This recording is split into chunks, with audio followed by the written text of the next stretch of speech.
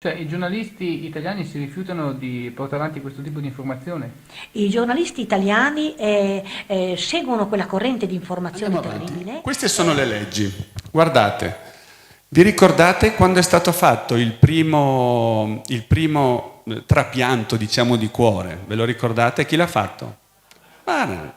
Ok, dove l'ha fatto? Perché in Sudafrica? Sapete perché in Sudafrica? Memoria, Se lui lo io sono faceva. andato dal Menzognero Veneto e dal Cazzettino, scusate la volgarità, per chiedere, volevo raccontare questa storia. Secondo voi l'hanno pubblicata sta storia? Ah ecco, ah ecco, ah ecco. Privare dell'assistenza sanitaria straordinaria coloro che si opponessero alla donazione d'ufficio e negare l'avanzamento di carriera a quei medici, soprattutto gli anestesisti, che troppo zelanti nel salvare il donatore si rendessero colpevoli di ritardare il prelievo con noi. Un grande luminare dell'elettroencefalografia. E lui mi diceva sempre che in Italia, ha detto, saremo in 5-6 che sappiamo leggere gli elettroencefalogrammi per i bambini. I medici prendono soldi, questo è sicuro, è dichiarato da più di qualcuno. Dopo vi faccio vedere che giro di soldi c'è per questa cosa qua. Che vuol dire che un vostro caro esce di casa alle 8 di mattina per andare a lavorare e normalmente torna per le 6, alle 8 e un quarto fa un incidente, alle 8 e mezza è in ospedale, 8 e mezza più 6 fa 2 e mezza, alle 2 e mezza è spiantato e voi siete a casa e dite, beh, stasera gli faccio delle cose buone al mio caro. E questo è spiantato da 4 ore. Perché la legge ti autorizza a fare. Insomma, alla fine si sono portati il figlio a casa e un anno dopo questo ragazzo, perché l'hanno portato a casa? Perché l'avrebbero espiantato. Le avevano già fatto la proposta dell'espianto. E loro hanno detto no, noi ce lo portiamo a casa. E beh, dopo un anno voi potete leggere, questo ragazzo qua ha ritornato a giocare a basket. Il che vuol dire?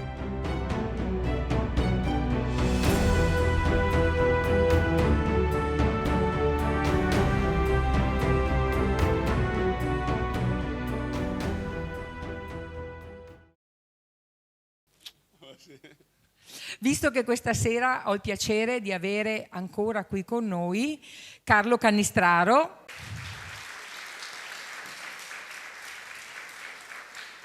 Devo dire che è uno dei miei relatori preferiti perché Carlo è una persona straordinaria, è con noi già dal lontano 2010, quindi quando parlavamo di vaccini, quando parlavamo di 6K e tante cose. Allora, la conferenza sulla predazione di organi, noi abbiamo cominciato, la prima l'abbiamo tenuta mi sembra nel 2013 e poi 2014 ed era stata con noi Nerina Negrello, che è la presidente nazionale della Lega contro la predazione degli organi, a cuore battente.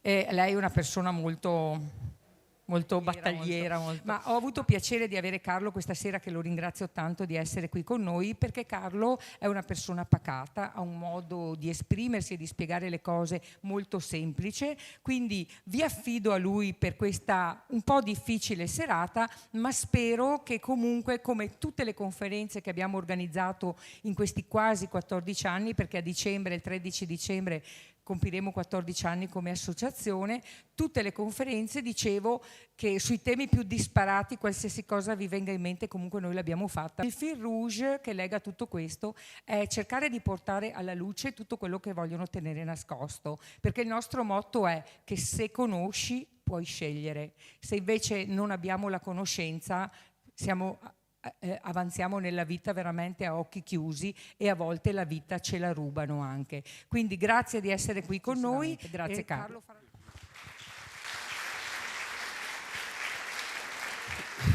Allora, eccoci qua.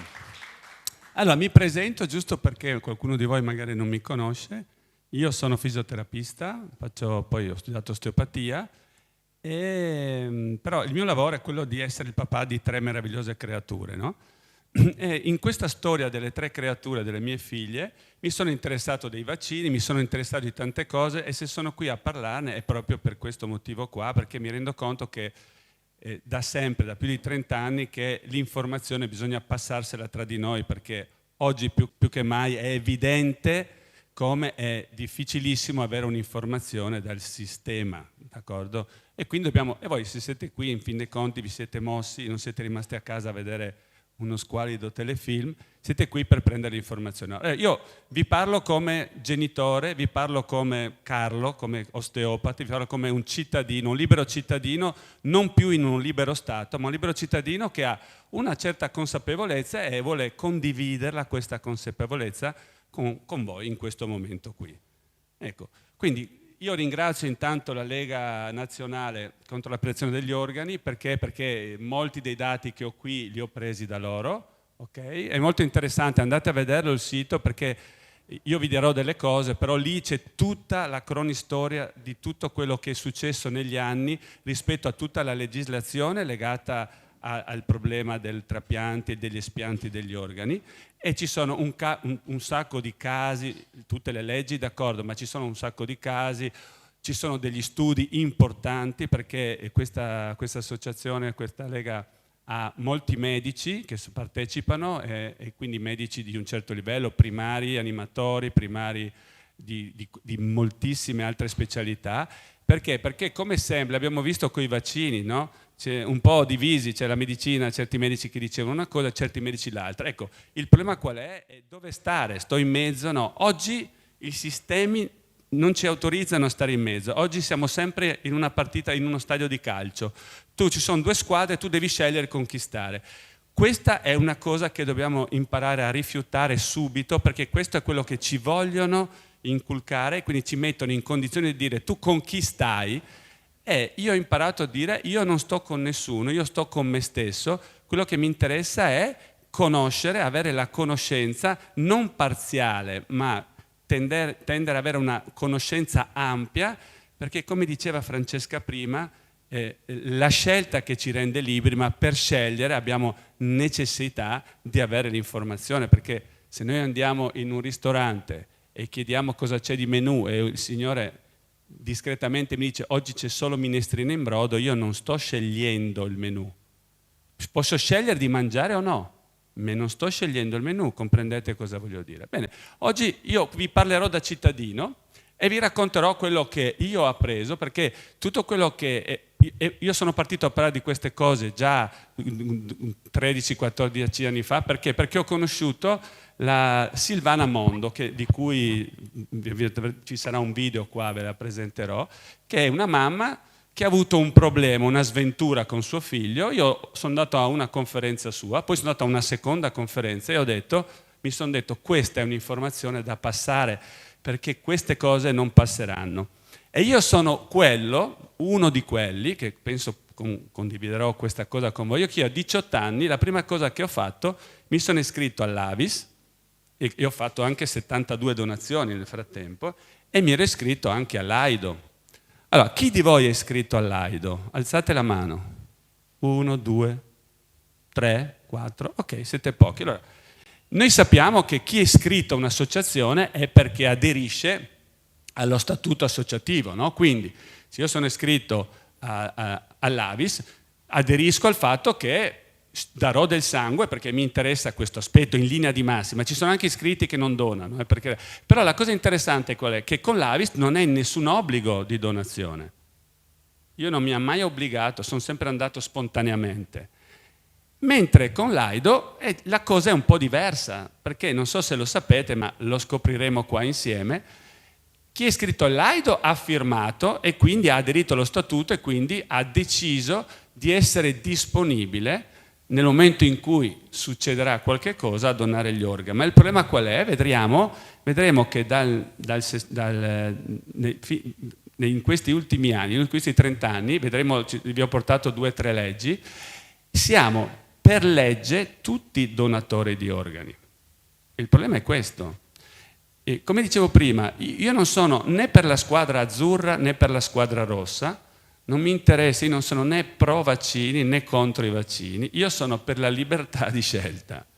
E anche in questo caso vi propongo una libertà di scelta, che non è stare a favore di o contro, perché se no continuiamo a lavorare su uno scontro e il sistema gli comoda lo scontro, perché nello scontro c'è una divisione, noi sappiamo che dividendo dividendoci noi perdiamo del potere, perdiamo delle potenzialità. Quindi quello che vi proporrò oggi non è né contro né a favore, è solo delle informazioni, però saranno tutte monitorate, nel senso che vi darò dei dati presi quindi voi potrete verificare in ogni momento, anzi io vi inviterò a verificare, perché è importante che verifichiate. Un relatore di qualsiasi natura sia, di qualsiasi di bandiera sia, non dovete crederli, quindi non credete neanche a me. Prendete le informazioni stasera e dite: ok, ho sentito Carlo che diceva così, ha messo dei riferimenti, io andrò in cerca se quello che lui ha detto ha un valore per me. Ed è molto importante fare questo passaggio, d'accordo?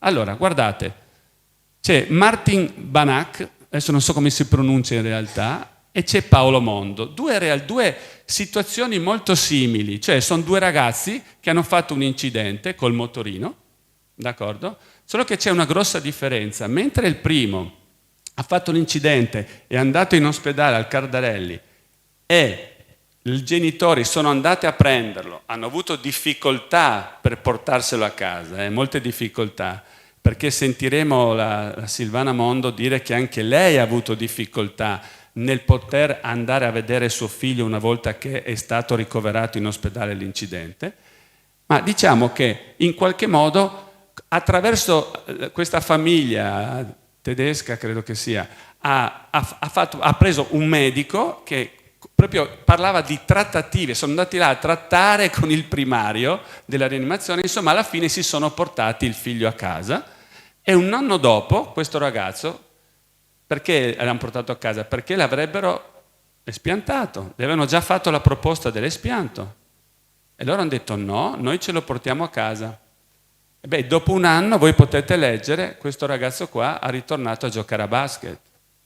Il che vuol dire, cosa vuol dire questa cosa qua? Vuol dire che, ne parleremo ancora dopo, ma giusto per accennare, vuol dire che a tutt'oggi non si può avere la certezza assoluta, la garanzia assoluta che una persona in coma non possa tornare a una vita di relazione. Non c'è nessuna certezza assoluta. Questo non lo dico io, lo dicono un certo numero di scienziati, ovviamente, non tutti, l'abbiamo visto con i vaccini, non tutti parlavano la stessa lingua. Però il fatto che ci siano degli scienziati che accertano questa cosa qua, io l'ho trovato molto interessante e vi darò anche delle piccole delucidazioni mentre faremo il cammino. Mentre Paolo Mondo ha avuto un percorso un po' diverso, nel senso non diverso perché ha fatto un incidente, non diverso perché è andato in un ospedale, ma diverso perché la mamma di Paolo non aveva certe conoscenze. Vedrete che le testimonierà questa cosa qua. E non avendo conoscenze, lei si è affidata a quello che la medicina o il medico di turno gli proponeva.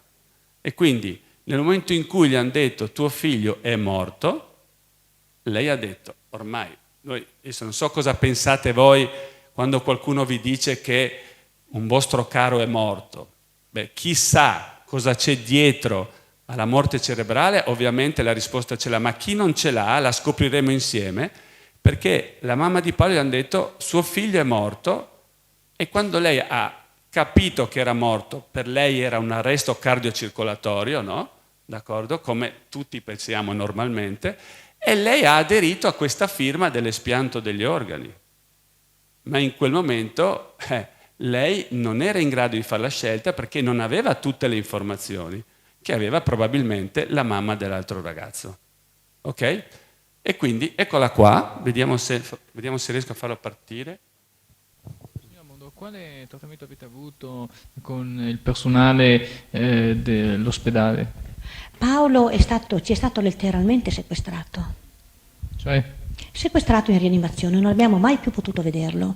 Siamo rimasti tutto il giorno, dal mattino di domenica 21, siamo rimasti tutto il giorno e non abbiamo mai potuto vederlo. Noi a un certo momento, dottori, e al mattino noi puntualmente, con quello stato d'animo potete immaginare, io, mio marito e i miei figli ci siamo recati all'ospedale, ha aperto una porta della rianimazione un medico, il quale ha detto che Paolo è molto grave e ha subito ammesso, mi è venuto così, ma cosa, ma sa signora, noi in questi casi ci chiediamo, ha buttato mezza parola, ha detto ma cosa state chiedendoci gli organi di Paolo? Paolo, dico, dobbiamo curare prima il nostro figlio, ci dico, noi sappiamo cosa fare, siamo i suoi genitori, sapremo cosa fare, al che lui rientra, la porta si apre subito dopo, lo stesso medico dice Paolo è morto.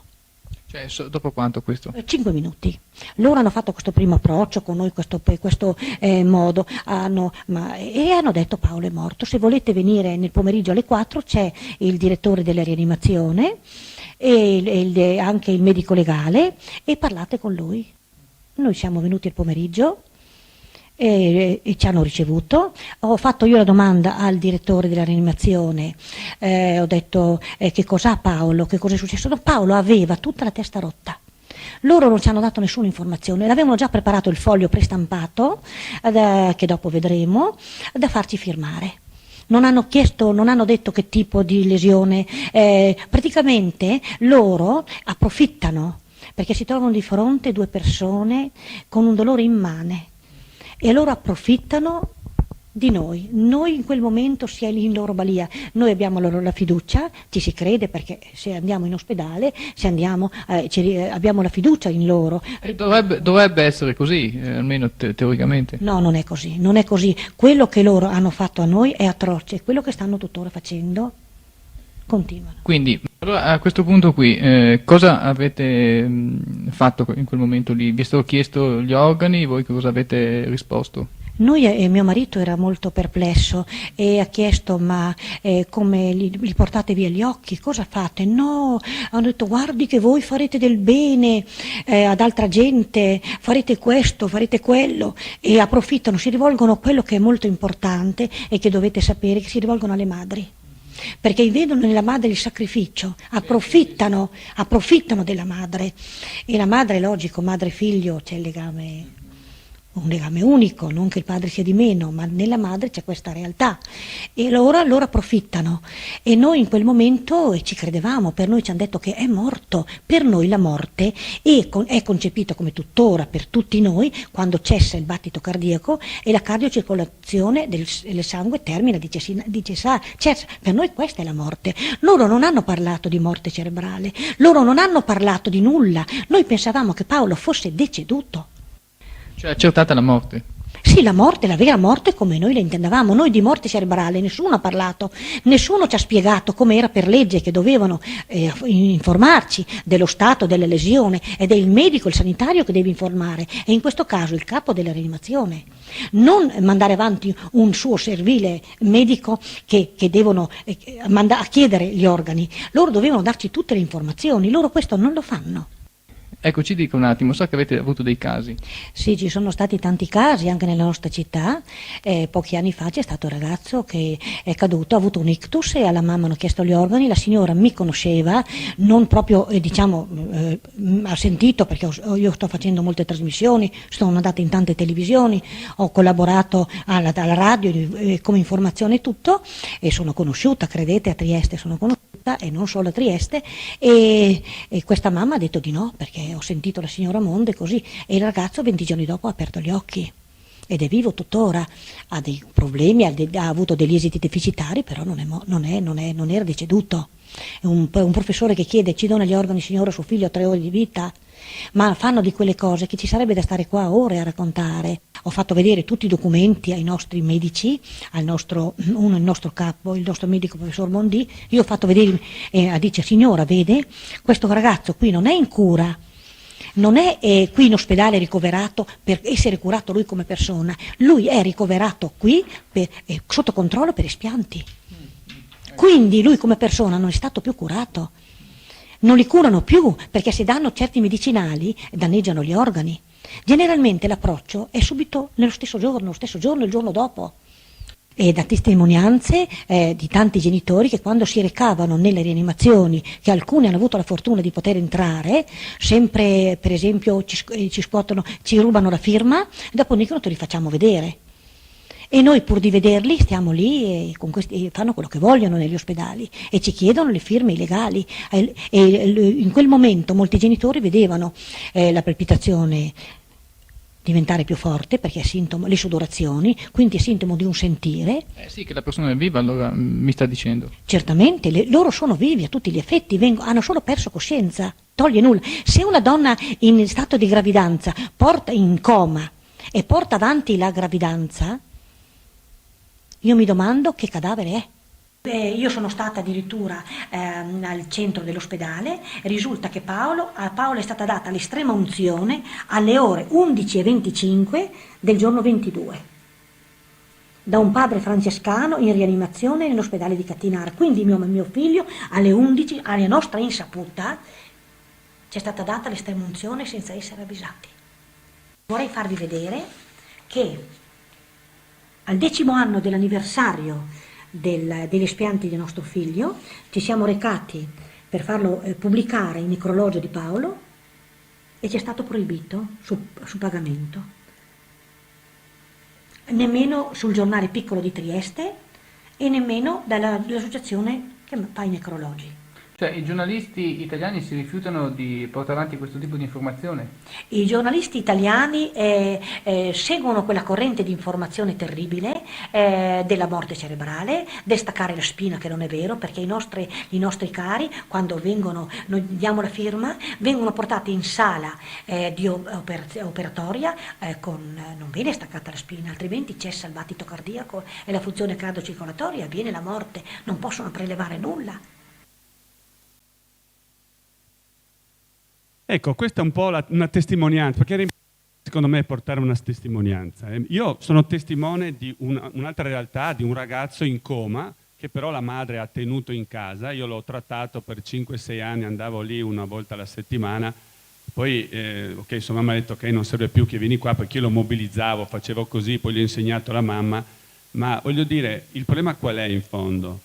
Perché la mamma di Paolo è un po' arrabbiata? Avete sentito il tono della voce? Un pochettino risentita. Perché? Perché non aveva la conoscenza e si è trovata che non ha scelto. Se no lei avrebbe potuto scegliere di prendersi suo figlio, portarselo a casa, anche in coma. Cioè, qual è il problema? Io ho sempre detto, quando in studio mi vengono, dottor Canistraro, cosa pensa lei dei vaccini? Mio figlio a 6 mesi lo vaccino, a 3 mesi, non ha importanza. E io le dico, non posso rispondere io per lei. Però io dico sempre questa cosa qua. Io rispetterò sempre ogni genitore, qualsiasi genitore, che fa la scelta che in quel momento è in grado di fare rispetto alle conoscenze, ma per fare una scelta, torno a dire, bisogna avere le conoscenze a 360 gradi. Perché se tu ascolti solo il tuo pediatra, se tu ascolti solo l'ospedale, è chiaro che l'informazione è parziale. E qui è la stessa cosa. Io non ho niente in contrario se una mamma decide di prendere suo figlio e dire io non sono in grado di tenere mio figlio in coma perché soffrirei troppo, però tu devi sapere che se non lo tieni così, l'altra opzione è che faranno un omicidio. Spegneranno la vita di questa creatura. Io posso rispettare un genitore che non ce la fa, però l'importante è che nella sua scelta si prenda delle responsabilità. Come la mamma di questo ragazzo che sto seguendo, che ho seguito, che non seguo più ma che ho seguito, e lei si è presa la scelta di portarselo a casa e vi assicuro che è una vita difficile da gestire per la famiglia, è molto difficile da gestire, però è possibile. Ma grazie a una scelta, se tu sei libero di scegliere, scegli, avrai poi la forza per portare avanti questa scelta. È abbastanza chiaro questo passaggio, perché è importante questa cosa qua. Perché oggi come oggi la cosa che dobbiamo imparare di più è a smetterla di giudicare, ma prendere atto della realtà così com'è, non giudicare e muoversi in una direzione che vada nel senso di armonizzare la situazione. La vediamo anche adesso con la guerra, no? La vediamo. Si parla di pace? No, si parla sempre di continuare dentro un contesto. Ecco, a me questa cosa qua ferisce, perché? Perché ferisce l'uomo che sono, l'umanità che siamo, non possiamo continuare così. Però questo è quello che ci vogliono stimolare e noi dovremo ogni giorno smettere di giudicare, perché ci hanno insegnato a giudicare da quando siamo nati, la famiglia, la scuola, che cosa fa se non giudicare? Tutti abbiamo passato almeno 10-15 anni a scuola, è vero, la scuola è un giudizio costante e noi incaselliamo sempre tutto davanti a una situazione, questo è giusto, questo è sbagliato, questo è positivo, questo è negativo, questo va bene, no, questo non va bene. Dobbiamo uscire da questa cosa qua. Uscire da questa cosa qua ci permette di essere più liberi, perché io davanti a una situazione, invece di dire giusto o sbagliato, la domanda è: a cosa mi serve questa realtà nella mia vita? Cosa devo imparare io qua? Io mi sono chiesto cosa devo imparare io qua da Silvana Mondo quando parlava in quella serata là. E io ho imparato a essere qui con voi oggi e io spero che ognuno di voi a una cena con gli amici dirà: ho sentito qualcuno che diceva così. E io spero che quel qualcuno vada a verificare le cose che ho detto e quando le ha verificate incomincerà a parlarne. Non serve fare una conferenza, basta dire 2 parole, sai? Io scherzosamente dico sempre così: come ho fatto oggi? 4 mani vi siete alzate, tutti gli altri siete donatori uguali a quelli che hanno firmato, uguali, identico. Perché finché non scrivete che non volete, deve essere una cosa fatta per iscritto, bla bla bla, e anche lì è rischioso, ma se no siete tutti donatori, voi come donatori, cosa succede? Quanto tempo il sistema ha per espiantare ognuno di noi? Perché è una questione di tempistica. Guardate, allora, normalmente si parla di coma profondo quando questi ragazzi vanno in coma, e questo è un modo cauto per ragionare, no? Però per la medicina è un coma irreversibile. Già capite come cambiano le... Irreversibile vuol dire che non si può più tornare indietro. Ve l'ho appena detto prima, che non c'è nessun strumento a tutt'oggi che io sappia che possa certificare al 100% l'irreversibilità.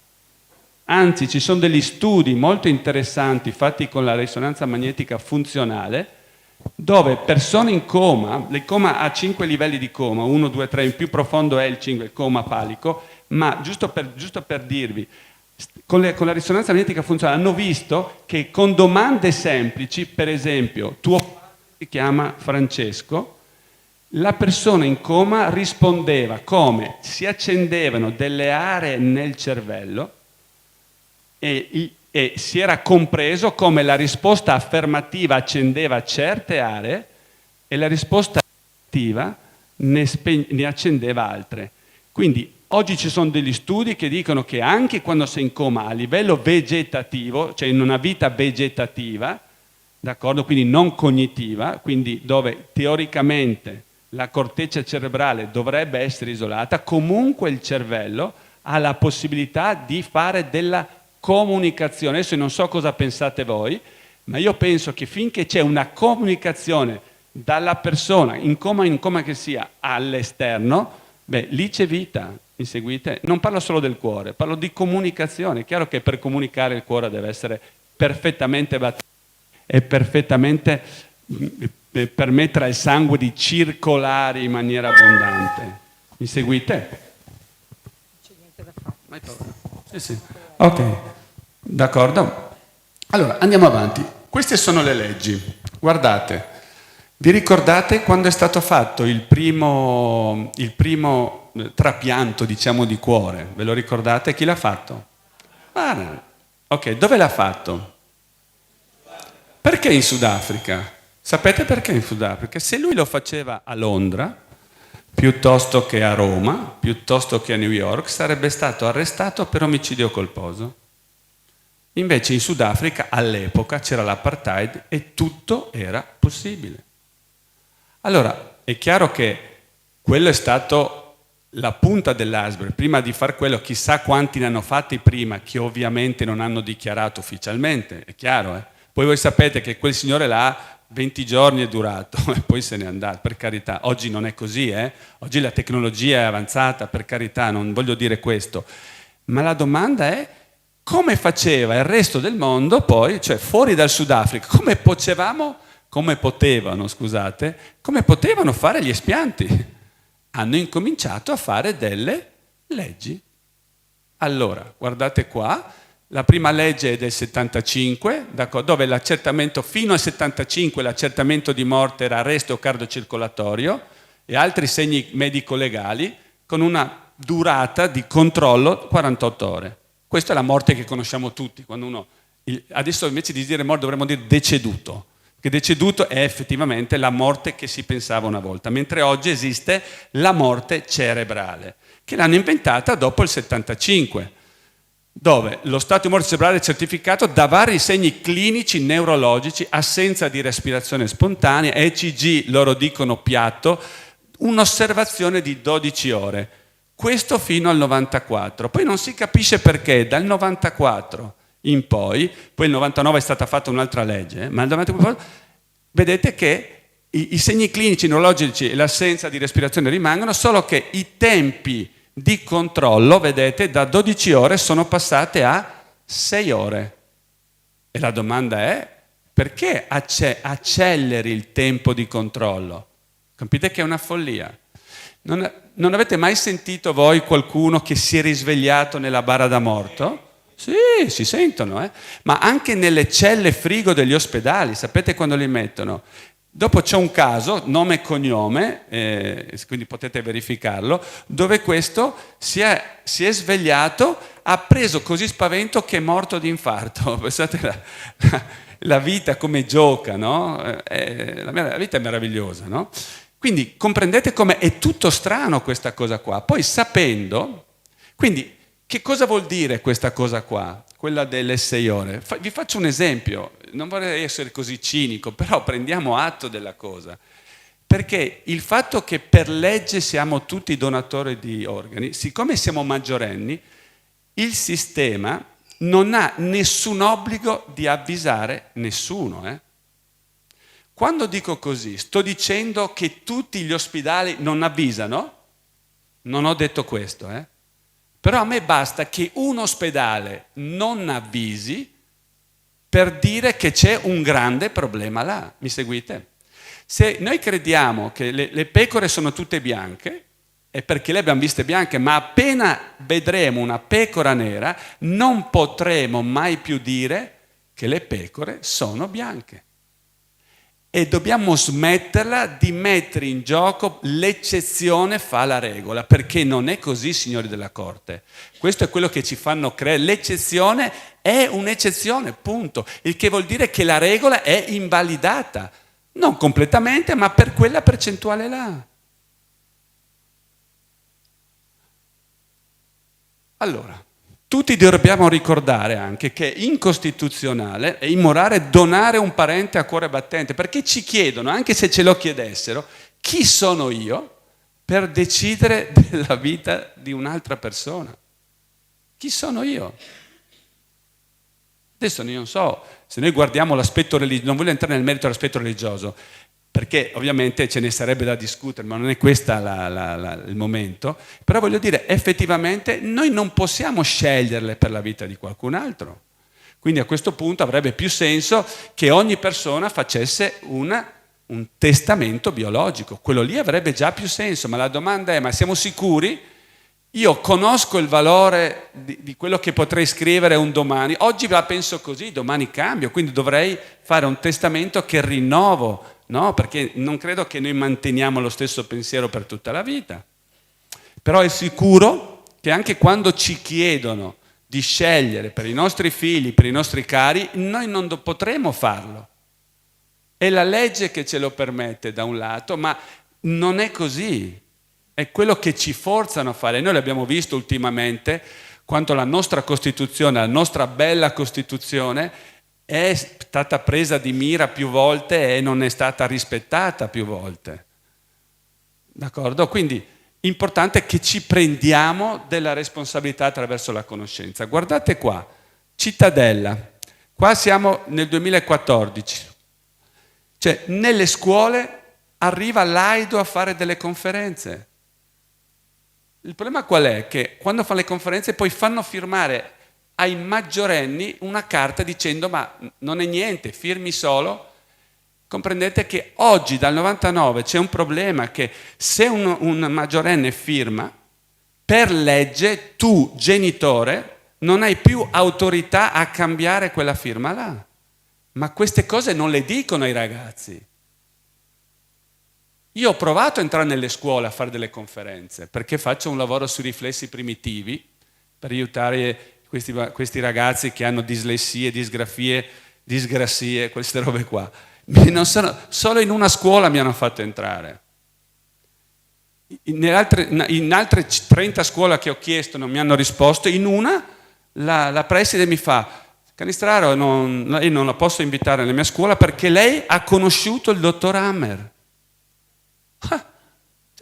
Siccome ho conosciuto il dottor Hammer, io andavo a parlare di altre cose, ma non potevo andare perché ero pericoloso, perché ho conosciuto il dottor Hammer. E mi sono messo a ridere in faccia, ho sorriso, l'ho detto: se la pensa così non abbiamo più niente da dirci, me ne sono andato via. Ma comprendete dove si arriva? Alla follia, alla follia. Ok? E quindi, senza dire che voi sapete, no, che nelle scuole entra di tutto. Adesso entra anche la Pfizer nelle scuole, lo sapete questo? Immagino di sì, capite? È così che funziona. Quindi hanno fatto moduli di adesione all'AIDO e moduli del Ministero per la dichiarazione di volontà, la dotazione di organi e tessuti, comprendete? Senza spiegare nel dettaglio che questo era limitativo per loro, soprattutto per un domani, per la scelta dei genitori. Poi i genitori ci sono un po' hanno anche un protestato, probabilmente sì, qua lo dicono, però la protesta, voi sapete, come per i vaccini, è stata sempre limitata, perché la maggior parte delle persone non riesce ad andare a leggere oltre il proprio naso, no? Rimane incastrata nelle conoscenze di base che vengono inculcate un po' di qua e un po' di là. Ok, va bene, allora andiamo avanti. Allora, i trapianti d'organo possono essere autotrapianti quando è facile da comprendere gli omotrapianti e gli eterotrapianti, d'accordo? Giusto così per fare una piccola classificazione, ok? Allora, giusto così per darvi qualche chicca, giusto così, per esempio il dottor Evans, questo qui, che è di College Cambridge, insomma è una persona autorevole, d'accordo? Un primario autorevole, d'accordo? È il migliore? No, è una persona autorevole che è dentro questo mondo qua. Lui dice che non c'è modo di accertare, per quello vi ho detto, ho anticipato io, non c'è modo di accertare una vera morte cerebrale prima della cessazione della circolazione sanguigna, che vuol dire la morte, vuol dire essere deceduti, d'accordo? C'è una grande differenza tra essere veramente morto ed essere dichiarato clinicamente in morte cerebrale. Che poi tra l'altro, adesso io lo dico, questo lo dico a titolo personale, ho letto tante cose, ma lo dico come...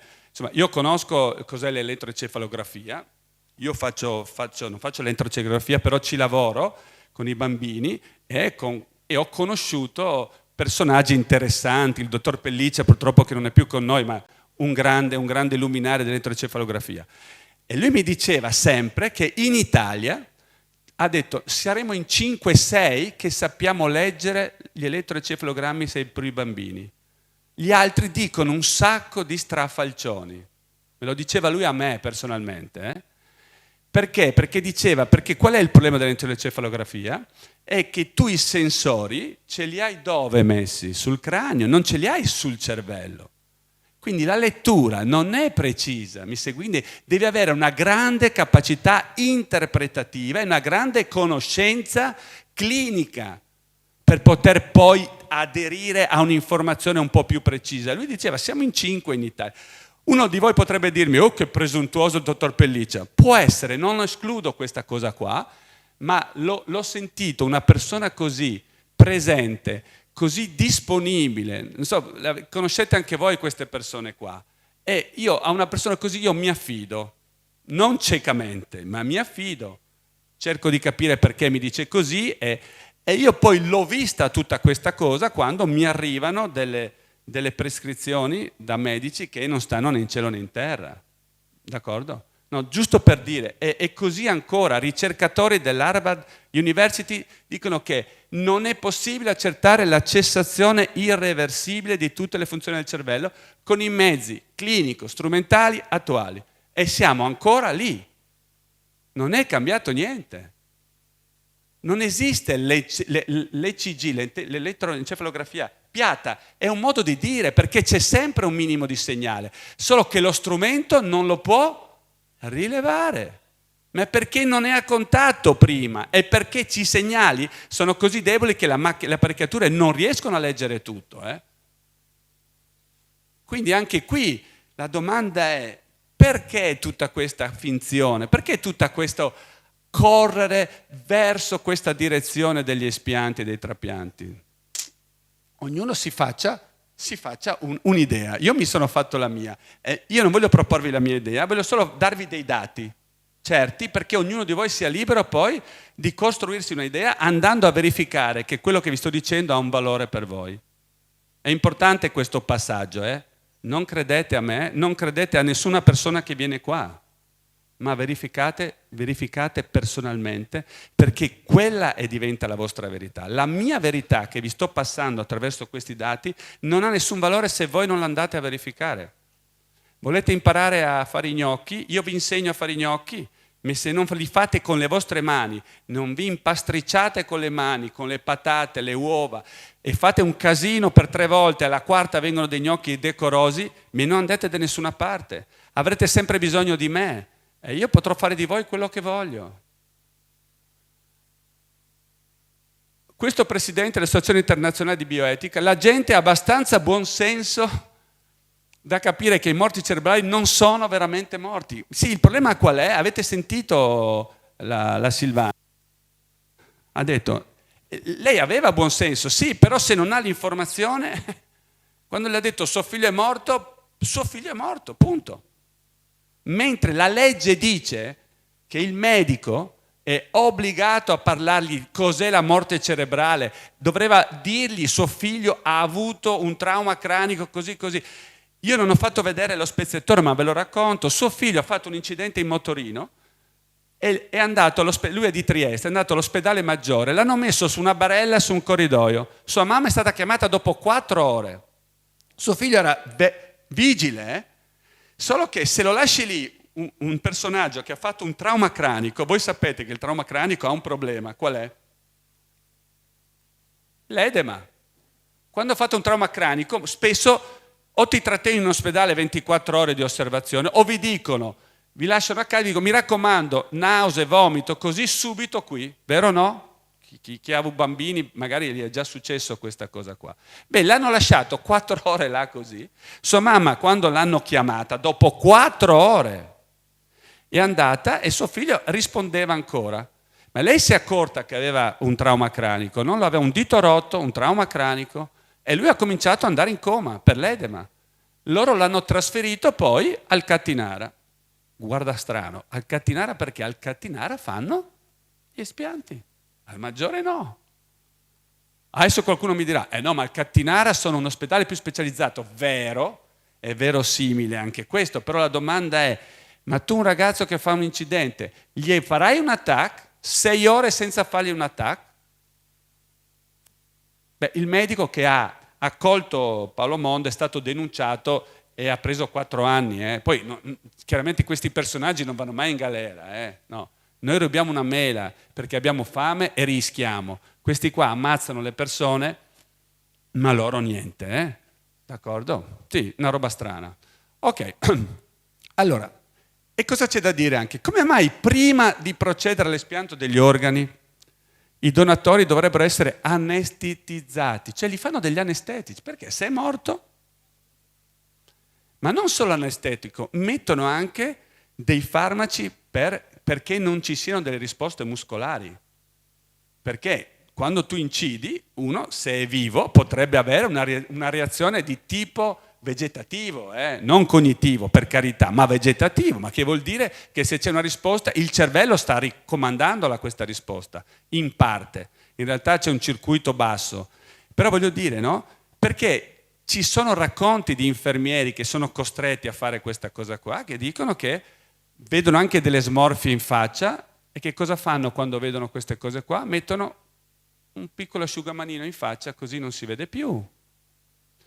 Ho detto che succede sempre questo. No, io vi sto dando giusto dei flash per capire che però quando succedono queste cose qui, anche se succede una volta su 1 milione, non mi interessa, non devono succedere queste cose qua. E noi dobbiamo avere questa conoscenza, questa competenza per dire no, non mi interessa l'espianto perché ho scelto di no, oppure sì, me ne assumo la responsabilità, ma sapendo a cosa andiamo incontro. È importante questo aspetto qua, decisamente importante. Ok? Perché c'è del dolore là. Se uno in coma può rispondere a un sì e no attraverso una risonanza magnetica funzionale, evidentemente lì c'è un sentito. Mi seguite? E il sentito lo si può vivere in 1000 modi, d'accordo?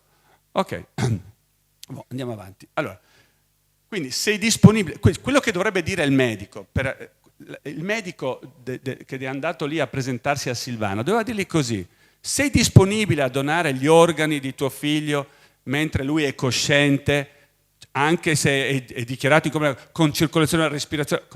E lì la madre può scegliere.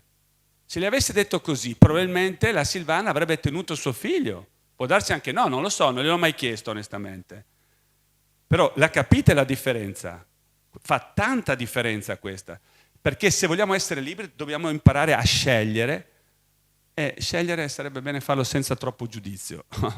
Ok, vabbè, poi insomma qualcuno si permette di dire che siamo veramente a un'eutanasia che però lo Stato permette, lo è di fatto. Voi pensate, vi ricordate la storia dell'Englaro?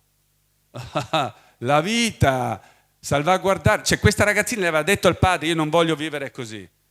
Quindi l'aveva anche dichiarato, ma non scritto. Ah, che grave. Però lì la vita bisognava salvaguardarla a tutti i costi.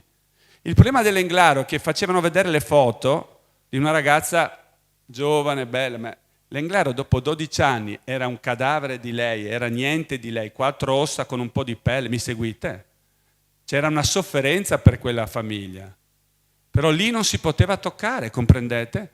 Quando normalmente espiantano gli organi senza neanche avvisare, per legge, avvisare che cos'è una morte cerebrale, le condizioni di tuo figlio, perché normalmente tendono ovviamente, gli organi li espiantano a persone giovani, anche se ho letto un articolo che hanno fatto un espianto anche a un centenario. Perché? Perché devono fare esperienze questi medici, devono provare che possono far tutto. Poi un ragazzino di 10 anni, di 15 anni, c'ha un cancro alle ossa e tu non riesci a fare niente. Perché? Perché non riesci a fare niente? Perché io me lo ricordo 50 anni fa dicevano: date i soldi alla ricerca perché tra 10 anni il cancro sparirà. Io dico, quanti anni dopo stanno aumentando i tumori, non stanno diminuendo. Ci raccontano un sacco di fregnacce.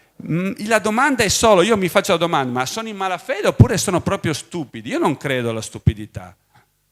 Io spero sempre che i nostri politici abbiano questi comportamenti perché sono minacciati di morte loro e la loro famiglia. Io spero che sia così, perché se non fosse così sarebbe devastante la cosa. Almeno così c'è una piccola giustificazione. Ma è chiaro che se vuoi fare il politico, fai il politico, ti devi prendere queste responsabilità anche di rischiare. L'ha fatto Moro, no, qualcuno no? L'ha fatto e si è preso delle responsabilità. Ma qui non dobbiamo smettere, le responsabilità passano attraverso l'informazione, ok? Ok, allora, volete vedere, se siete disponibili, qua c'è un video dove c'è l'espianto, vi interessa? Oppure non sono forti come immagini, vedete semplicemente cosa succede, vi può interessare? Sì? Ok. No, così capite veramente che cosa vuol dire. Fully informed consent or refusal. Riuscite a leggere o vi leggo io? A personal choice. Leggete tutti? Yes or no, to an eventual Allora, una scelta per sì o no ad un eventuale espianto di organi. È importantissimo far sapere la propria decisione una volta presa alla famiglia e agli amici, che non è vero, non funziona così in Italia sempre. Questo è giusto un'informazione che danno. L'amministrazione dell'ospedale accreditato deve assicurarsi che ogni formalità sia stata espletata. Questo è l'ideale, ma non funziona sempre così. Che non ci sia nessuna opposizione, che sia firma. Questo è un video americano, È americano. In Italia non funziona così, non funziona così. Ora la squadra di chirurghi deve prepararsi, eccoci siamo arrivati alla fine della strada. Ora la squadra di chirurghi deve prepararsi, ok. Quindi si stanno preparando. Ok, l'operazione dell'espianto sta per cominciare. Sarà condotta da una squadra di chirurghi esperti e specializzati seguendo una procedura molto rigorosa. Chirurghi cardiaci, epatici, urologi agiranno insieme o in rapida successione per prelevare cuore, polmoni, fegato e entrambi i reni. In realtà il cuore è l'ultimo che prendono, evidentemente, ma per loro è indifferente. Durante tutta l'operazione un controllo costante è mantenuto dallo staff dell'unità intensiva sulla ventilazione artificiale, sulle infusioni appropriate indispensabili per mantenere fino alla fine un regolare battito del cuore e una pressione arteriosa e venosa normale. Questo per le infermiere e strumentiste ora vengono avanti e l'operazione avrà inizio e in 2 o 3 ore dovrebbe essere completata.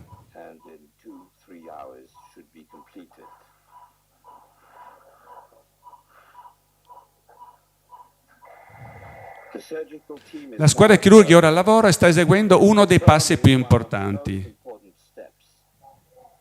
La valutazione diretta attraverso l'incisione mediana degli organi nel torace e nell'addome. Il cuore batte regolarmente, lo vedete, le arterie coronarie sono pervie e il muscolo, il miocardio, mostra una buona tonicità, lo vedete? Questo dovrebbe essere un cadavere, dovrebbe essere morto questo. All'ispezione della palpazione il fegato appare di qualità eccellente, non normale, eccellente. Anche i reni, l'urologo dotato di un bel colore, di buona tensione come fosse normale. Questi sono i reni.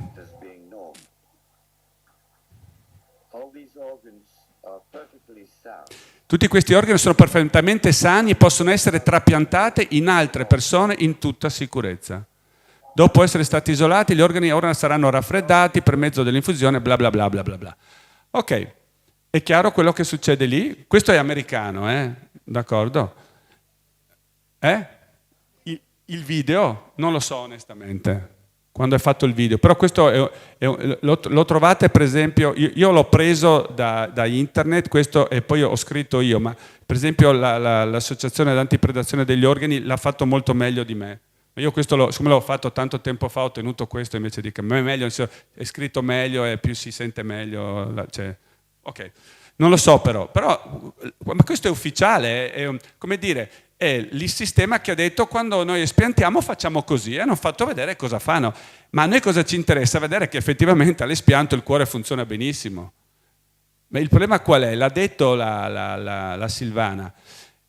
Tu devi espiantare gli organi che sono perfettamente sani. Qual è il problema? Perché quando la Silvana ha detto a mio figlio, ha fatto vedere la cartella clinica a Bondi, che è un medico, un signor medico primario, anestesista, ha detto guarda che con questi dati, la cartella in mano, tuo figlio non hanno fatto niente per salvarlo, l'hanno solo predisposto per il trapianto, per l'espianto.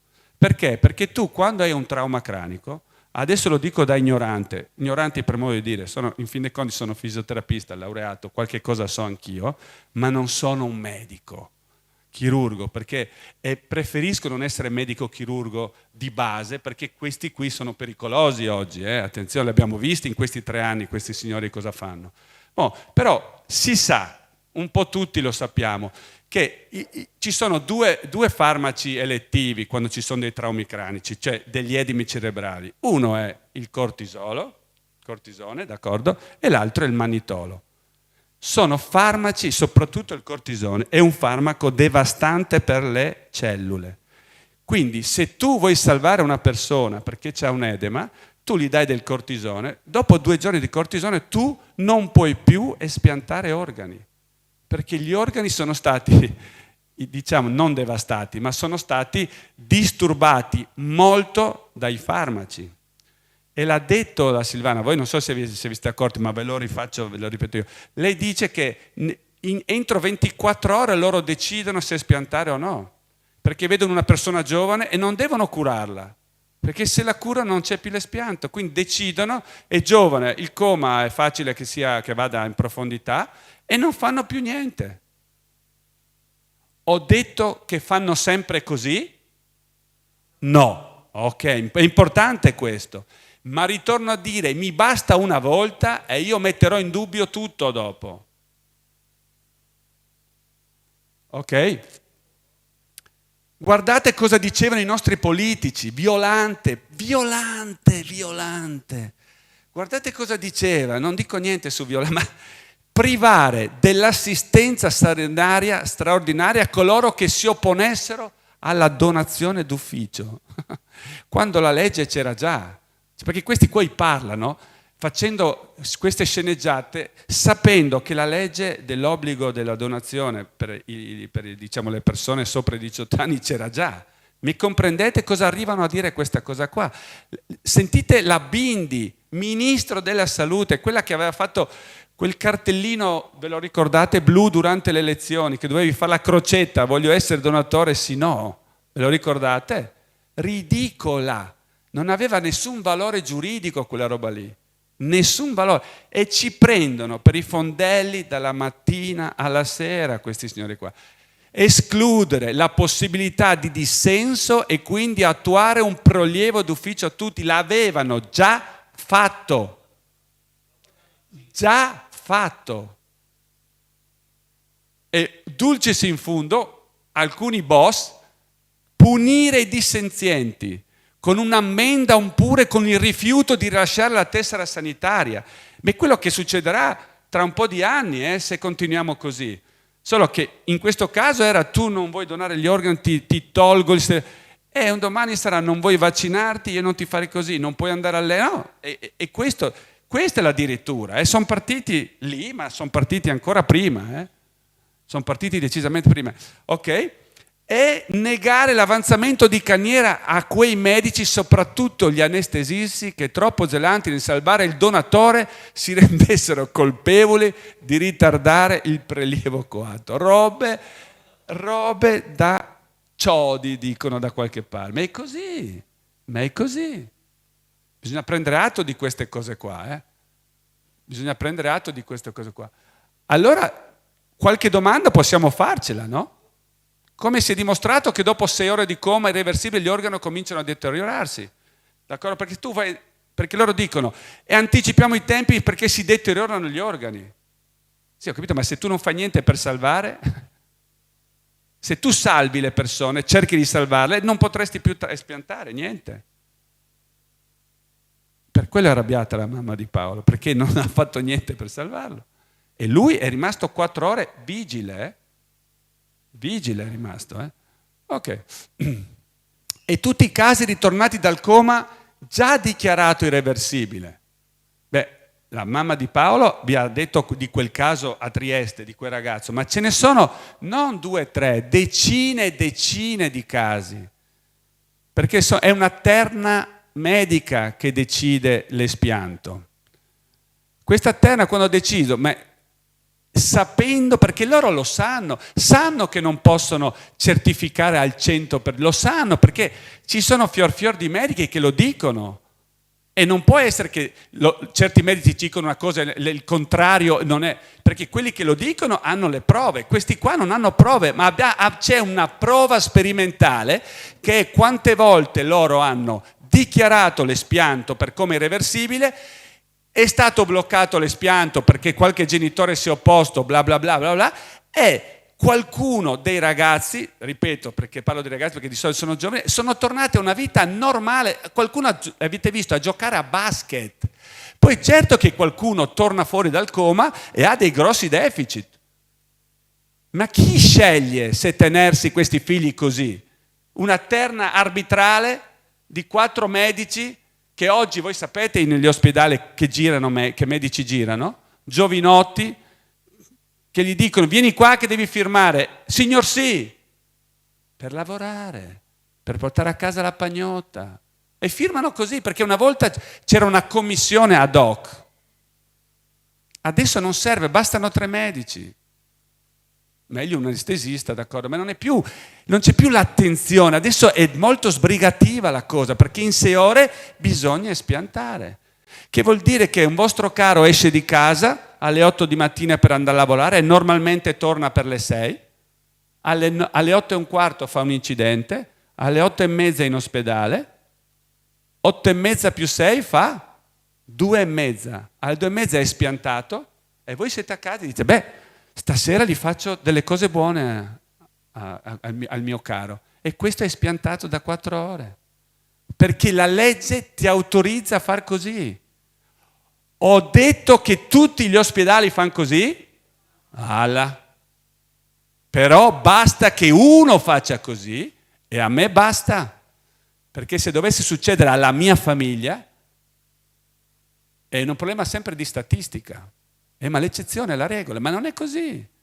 Perché quando succede è lì che noi dobbiamo essere presenti attraverso la conoscenza e negare certe cose qua. Esistono degli incentivi al personale addetto ai trapianti? Certo che sì. Io ho parlato con qualche infermiera che mi ha detto no, noi non prendiamo incentivi. Attenzione, una cosa è l'espianto e una cosa è il trapianto. Una cosa sono degli ospedali di un certo livello e degli ospeducoli di un livello più basso. Ma è sicuro che i medici prendono soldi, questo è sicuro, è dichiarato da più di qualcuno. Dopo vi faccio vedere che giro di soldi c'è per questa cosa qua. E poi la sopravvivenza dei trapiantati, non ne voglio discutere, perché io ho un amico, per esempio, che si è trapiantato il cuore, però quello che devo dire nella mia esperienza è che amico da 40 anni, strapianta il cuore, questo qua ha incominciato a raccontarmi palle, bugie, ma cose evidenti, eh? Cioè, quando tu conosci una persona a 40 anni, non hai bisogno che ti parli, lo vedi. Mi diceva delle cose, e io dicevo, ma Bruno, ma non puoi dirmi così a me, perché so che non è così, te lo vedo negli occhi, e lui tutto rosso. Voglio dire, perché vi dico questo? Perché un trapianto di cuore cambia, soprattutto il cuore come organo, cambia il carattere di una persona, non lo dico io l'ho visto nella mia esperienza personale, ma ci sono libri e libri anche di persone che strapiantate, che c'è questa Silvia per esempio che è un bellissimo, l'ho letto, è simpatico, persone che mangiavano prima del trapianto, mangiavano vegano, dopo il trapianto andavano solo a hot dog e hamburger, gente che sentiva solo musica classica che andava solo a sentire rock dopo.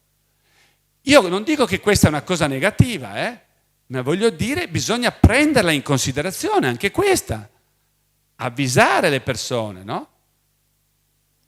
Comprendete cosa voglio dire, no? È importante questa cosa qua. Poi la domanda è, per esempio, in Inghilterra hanno provato almeno 3 volte, che io sappia, a far passare la normativa che tutti i cittadini inglesi diventino donatori per legge. Non è passata nessuna delle 3 volte. In Italia noi sappiamo, c'è da vaccinare i bambini. Chi è il primo Stato in Europa che viene preso d'assedio? L'Italia. E l'Italia cosa fa? Posso essere un po' volgare? Fa così. Si mette così. Sempre, sempre. E così è stato. È passata la legge subito, tutti i donatori avanti, alà. Ma noi l'abbiamo saputo questo? No. Eppure è importante sapere che da un giorno all'altro tutti siamo dati donatori, perché io oggi ho rinunciato a essere dell'Aido, è evidente, ma non perché, per scelta, perché quando ho saputo queste cose qua ho detto, io non voglio essere un donatore.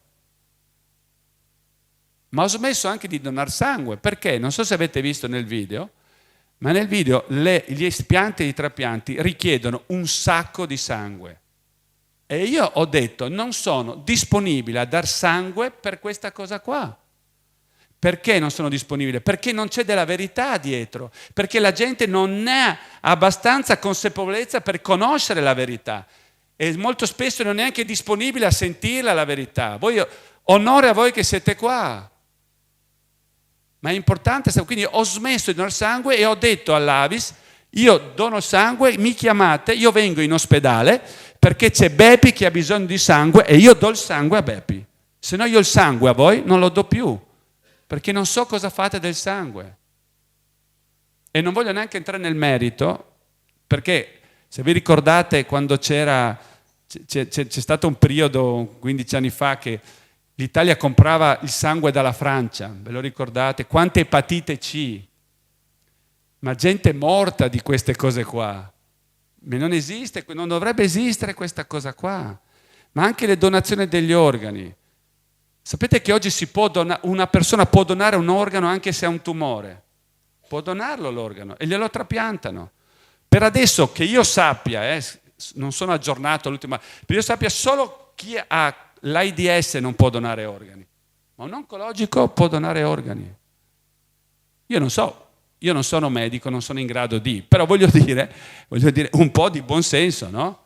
Cioè, mi dirai, non mi dirai? Per esempio, la mamma di Paolo, lei, quando ha capito tutto sto inganno qua, l'avete visto, no? Cioè, alle 11 gli hanno dato l'estrema unzione, lei ha firmato alle 4 del pomeriggio, 4 e mezza, quindi 4 ore prima l'avevano già deciso che sarebbe stato espiantato, prima che lei firmasse, mi seguite? Non si dà un'estrema unzione così, mi seguite? Ma un'altra cosa grave, cosa è successo? Che lei ha chiesto di sapere dove sono andati a finire gli organi di suo figlio. E secondo voi la risposta è stata? La privacy. Ma lei ormai aveva capito l'inganno e ha detto, e cosa ha fatto? È andata da un giudice, il giudice gli ha detto, no, signora Silvana, lei può sapere dove sono andati gli organi, non a chi, ma che dal Cattinara di Trieste siano andati al Sant'Orsola di Bologna, lei ha diritto di sapere. La cosa straordinaria qual è? Che il fegato di Paolo non si sa dove è andato a finire. Non c'è nessun documento che certifica che il fegato di Paolo è andato da A. E questo apre una porta. Mi seguite? Una porta apre. Ok? Dopo, perché c'è un giro di organi nel mercato nero che fa paura, solo che fa ridere che dicano che in Italia non è così, perché in Italia è anche in Italia così, non in maniera evidente, ma ci sono degli aerei, io so, perché ho letto dei libri, sono delle contestimonianze, degli aerei che partono dall'Africa ogni notte. Tanto lì, per espiantare un po' di organi, basta prendere 3-4 di loro. Qualcuno si fa togliere il rene per avere quei $1.000 per sfamare la famiglia, ma c'è gente che li fanno sparire così. Dove vanno gli organi? Qual è lo Stato, secondo voi, che smergia più organi in nero? Israele. Che smercia, Arrivano là e loro smerciano. No, giusto così per dire. Ok. Allora, per esempio, a quel tempo, cioè al tempo di Paolo, Sirchia era ministro della salute e lui era fondatore della Nord Italia Transplant, che è l'agenzia che gestisce tutti gli organi in Italia praticamente. E lui è stato presidente, direttore, non so quanti anni, quindi con un conflitto di interessi che non finisce più. La mamma di Paolo ha detto che quando ha firmato, qualche giorno dopo, è arrivata una lettera da Sirchia che ringraziava la famiglia di questo dono, no? E qual è stato il consiglio? Gli hanno detto, comunque, grazie a questo dono, vi lasciamo 2 numeri di telefono del Niguardia di Milano, perché se avete bisogno lì ci sono gli psichiatri che possono accompagnarvi in questo cammino. Come dire, avete fatto una cavolata così grande che se impazzite noi vi diamo il supporto psichiatrico. Cioè questo è il livello della comunicazione. Questo è il livello della comunicazione. Poi, per esempio, uno studio dell'American Journal of Cardiology su 130 pazienti, d'accordo, indicati per il trapianto di cuore, dopo studi approfonditi, hanno potuto dire che l'operazione non era necessaria per almeno 1/3 dei trapiantati. Vuol dire che dacci sotto che ragazzi qui ci si guadagna un bel po' di soldi, mi seguite? D'accordo? Sì, giusto, vi do delle piccole chicche, giusto per comprendere, d'accordo? Ok. Per esempio, ecco, questo Josip Lekaik dal Piccolo di Trieste, risvegliato nella cassa dell'obitorio, muore di paura. No, scusate se rido, ma giusto perché la vita è straordinaria, ripeto questa cosa qua. Ok? E ci sono situazioni così, veramente ce ne sono, ok? Poi come vivono i trapiantati, io ho fatto così, ma veramente Io non so se avessi avuto bisogno di un trapianto, se avrò bisogno, non so se lo accetterò, non mi interessa, non lo so, non mi interessa perché non mi interessa. Perché non voglio occuparmi prima di qualcosa che non succederà, me ne occuperò quel giorno là. Quindi, cioè, il problema qual è? Non è tanto il trapiantato, è l'espiantato che la famiglia deve sapere, mi seguite? Perché quando c'è una scelta là, poi ci sarà uno che vuole il trapianto e ne ha diritto, perché a un certo momento davanti alla morte uno può fare qualsiasi scelta, mi seguite? Però una scelta di vita mia per la morte di qualcun altro, senza l'autorizzazione della famiglia, io la trovo una cosa criminale. Per me, so che questo è un giudizio, non dovrei dire così, però ogni tanto mi scappa. Ok, va bene. Quindi il 50% di quelli che non superano il primo anno di vita ha ancora l'organo funzionante, bla bla bla. Insomma, ci sono un po'. Vedete, per correttezza sono esclusi i donatori con l'AIDS. D'accordo? Ma tutte le patologie è possibile, non c'è nessun problema. Ok? Allora, qua per esempio 7 trapiantati di midollo, giusto delle informazioni così, 7 trapiantati di midollo all'ospedale di Ancona tra maggio e settembre 99 sono stati colpiti da un batterio pericoloso e uno è morto. Voglio dire, ci sono un sacco di complicazioni poi dietro, non è che fatto l'espianto tutto è perfetto così, ci sono un sacco di complicazioni, d'accordo? Per non dire la storia, per esempio, che ci sono stati, che io conosco almeno 3 casi, non so se ci sono di più, di ragazzi suicidi, 16 anni, 17 anni, no? Quelli che erano a scuola, sapete lì, no, scherzo, non sono quelli. Però 3 ragazzi sono sicuro, perché c'è la documentazione, che loro prima di suicidarsi hanno lasciato una lettera. E sapete cosa hanno scritto nella lettera? Beh, la mia vita non vale niente, ma almeno espiantate i miei organi che serva io a qualche cosa. Comprendete? La distorsione dell'informazione dove arriva. Io la trovo una cosa, una follia più unica che rara.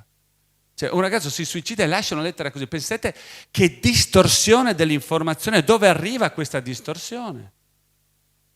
Cosa va a toccare? Che sentimenti? Allora, eccolo qua. Per esempio, ve lo ricordate chi è Ignazio Marino? Il famosissimo sindaco di Roma. Lui a un certo momento ha detto, come ogni leggenda che si rispetti, anche quella del furto degli organi è inverosimile. Quanto di più falso è questa affermazione qua? Lui era direttore dell'ISMET, che è l'Istituto Mediterraneo di Trapianti a Palermo, uno dei più grossi nella Sicilia. La cosa straordinaria è questa, che io qualche anno fa sono andato in America a fare un corso, e chiacchierando eravamo una ventina, chiacchierando con una mia collega, mi fa, parlando così, tu sei italiana, così fa, tu conosci Ignazio Marino? Mi è venuta fuori questa storia qua, che lui era a sindaco di Roma quella volta là, e io ho detto sì, perché lui viene qua da noi, lei lavorava in un ospedale, ha detto lui quando viene qua, a quello lì, lei mi diceva, non gli faremo fare neanche un'appendicite perché è incapace, è un chirurgo incapace. Io non mi sono meravigliato, però mi sono detto dentro, e questo è responsabile dell'ISMET. Cioè è solo una questione politica, mi seguite? Una volta i primari degli ospedali erano dei baroni, è vero, ma avevano delle competenze fatte sul campo. Oggi i primari sono politici. Il signor Bassetti, basta metterlo a fianco di qualsiasi medico con la M maiuscola, e questo sparisce. Perché non succede mai questo? Perché non mettono mai insieme questa realtà. Parlano solo loro e non fanno mai nessun confronto con nessun altro.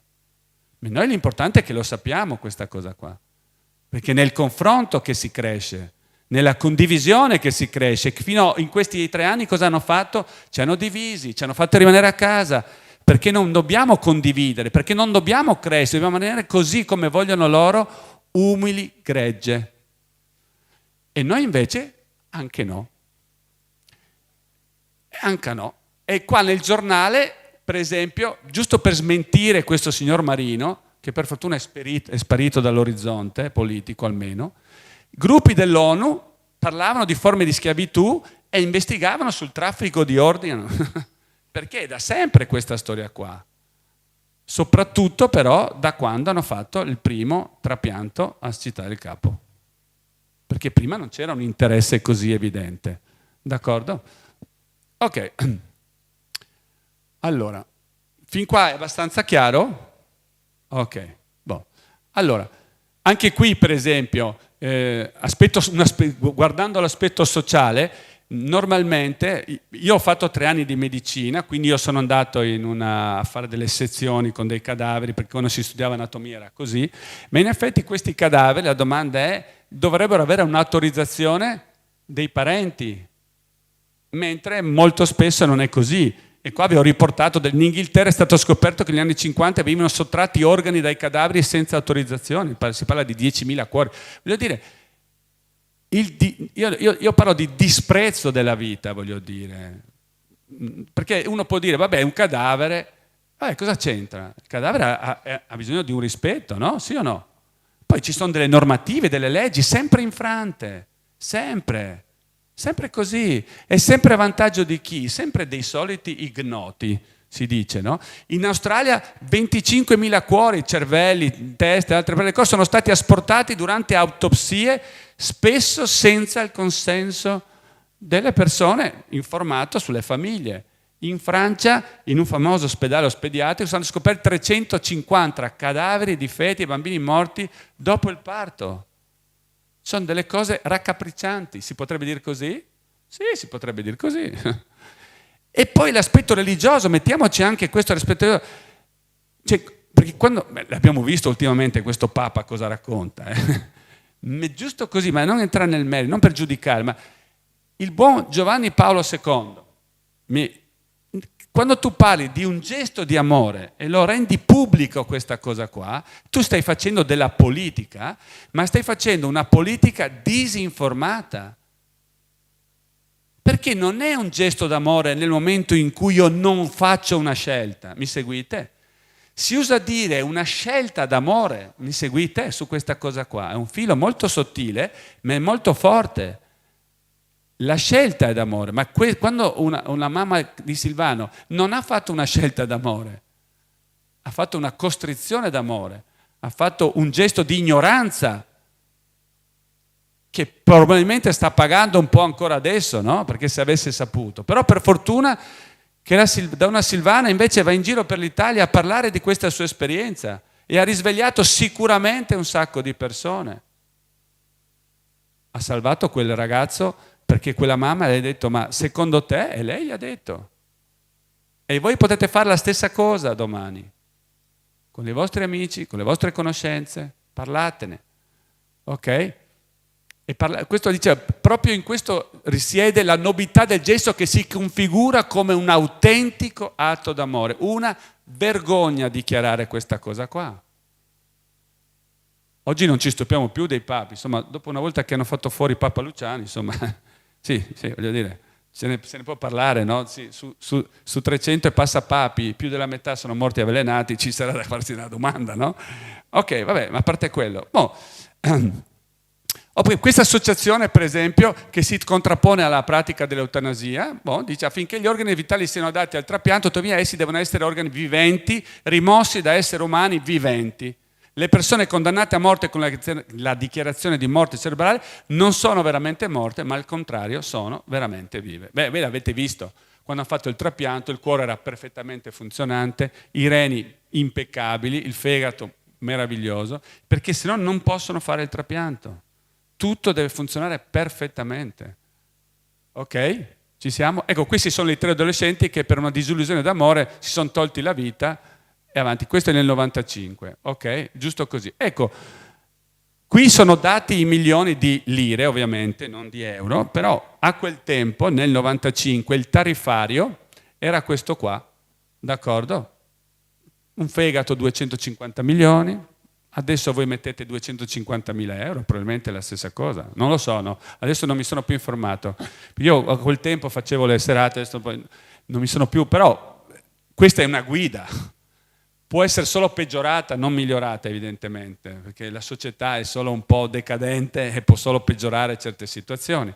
Qui c'è un giro di soldi non indifferente, ok? E l'operazione di espianto, trapianto e trasporto, le persone coinvolte sono circa 200 persone, con un costo di circa dai 500 ai 600 mila euro. Cioè è tanta roba per un espianto trapianto, C'è un giro di soldi non indifferente, d'accordo? Ecco chi può accertare la morte cerebrale. Prima del 77, vi ho accennato, c'era un responsabile della divisione, d'accordo? Poi avvisava la direzione che però prevedeva a convocare il collegio dei medici, dove ci dovevano essere delle personaggi di un certo rilievo.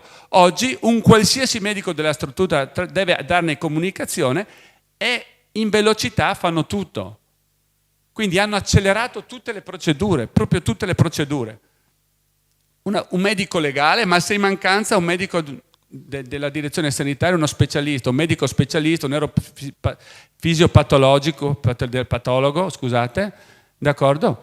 E sono tre che devono firmare, ma vi ho già accennato che adesso i medici che girano per le corsie non sono più i medici di una volta, è gente che ha bisogno di lavorare, è gente che non ha l'esperienza è gente che è timorosa di. Se per i vaccini hanno detto vigile attesa e un po' di tachipirina e la maggior parte ha fatto così, io trovo che siano un po' tutti timorosi di Dio. Di Dio? Ho detto Dio? Beh, quella roba là, non so cosa sia. Sì, ecco il Dio denaro, esatto. Sì, comprendete?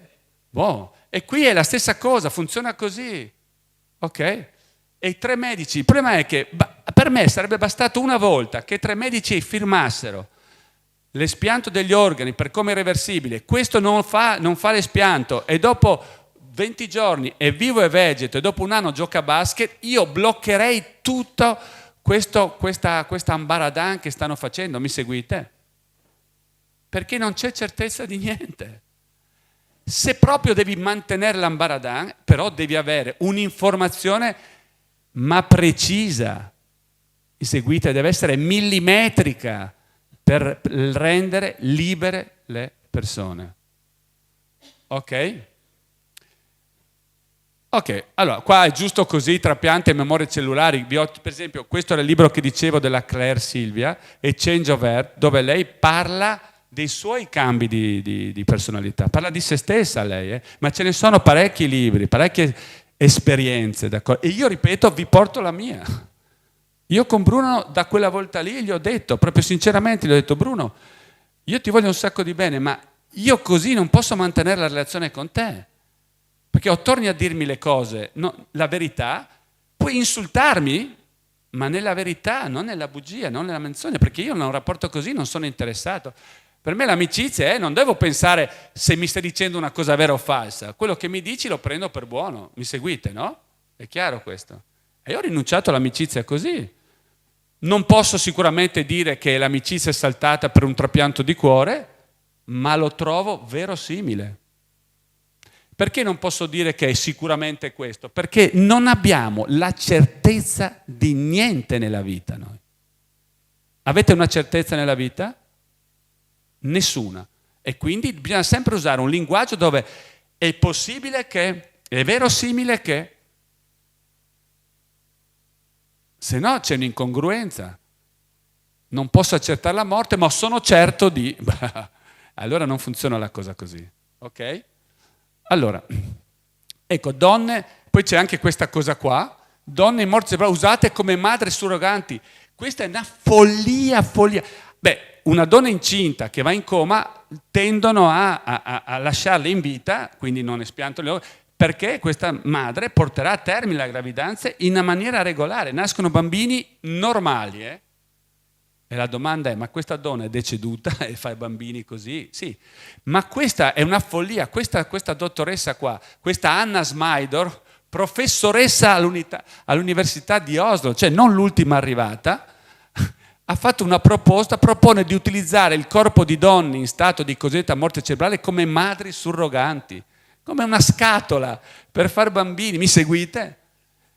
Ma voi capite che il bambino in pancia a 9 mesi ha un vissuto di relazione con la madre, mi seguite?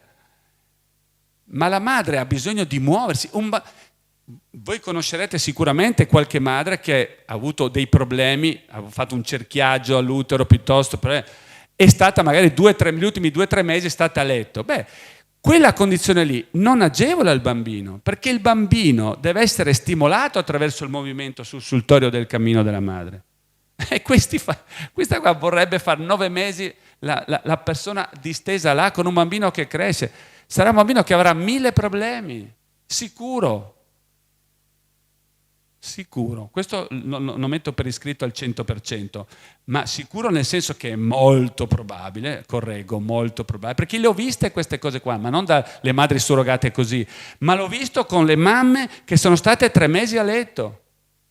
Il bambino non è stimolato, i riflessi non partono, i riflessi rimangono bloccati e il bambino deve recuperare tutto dopo. Poi ci sono bambini che sono fantastici, recuperano grandi, ci sono bambini che rimangono così e sono quelli che a scuola dicono: ah, ma suo figlio, sa, è un po' dislessico, è un po' distratto e non focalizza bene le cose.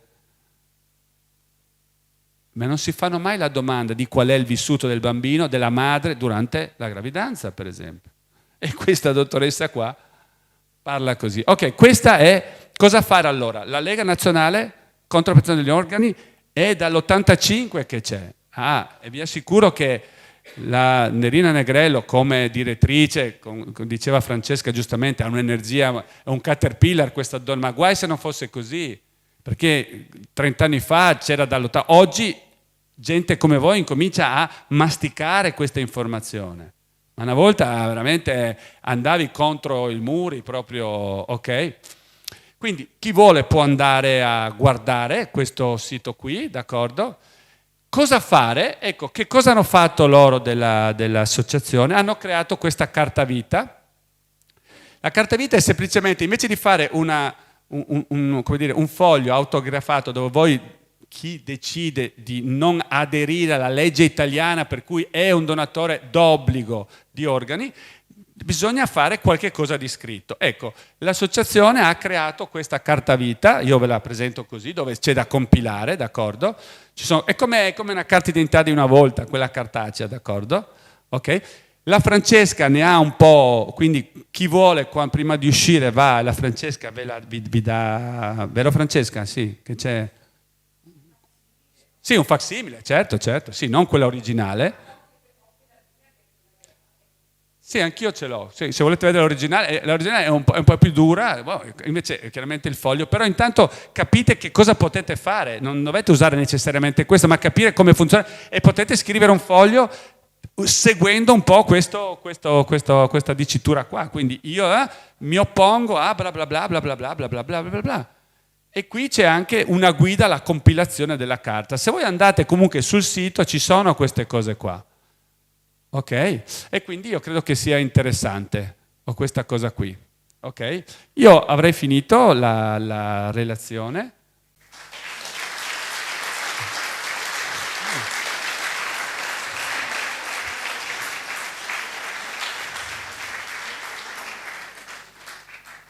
Sì, beh, ma tanto ho preparato un centinaio di fotocopie, quindi ve le potete prendere. Adesso passiamo alla fase delle domande. Mi dispiace solo che questa sera li ho invitati parecchie volte durante questi anni, quelli del Falun Gong, è presente? Falun Gong praticamente è nato in Cina un po' di anni fa ed è un'associazione, chiamiamola spirituale, non è una religione, sono delle persone che hanno uno stile di vita molto sano, l'alimentazione, yoga, meditazione, eccetera, e appena è nata il governo cinese era anche favorevole perché ovviamente diffondevano fra la popolazione uno stile di vita sano, se non che poi quando hanno cominciato a crescere il governo ha cambiato atteggiamento, non solo ha cambiato atteggiamento ma ha cominciato, cioè li ha dichiarati fuori legge. era illegale fare parte di questa associazione spirituale, e hanno cominciato a metterli nei campi di concentramento. Solo che rispetto agli altri, che magari ladri, quelli che mettevano dentro, oppure anche dei semplici oppositori al regime, loro subivano una cosa particolare: quando arrivavano venivano fatti tutti gli esami del sangue, compatibilità, eccetera. E questo che vi sto raccontando non è la solita cosa che uno dice è complottista, no, è stata proprio certificata da organismi internazionali. E poi, come vi diceva Carlo, al mondo esiste il sommerso e un mercato nero degli organi che fa spavento. Per cui quando in Cina arrivavano, cioè ci sono proprio i canali, arrivava la richiesta di un organo particolare, andavano a prelevare la persona che poteva essere compatibile, prelevavano gli organi, a volte anche 3 o 4 contemporaneamente, quindi li facevano morire, e poi spedivano in tutto il mondo questi organi.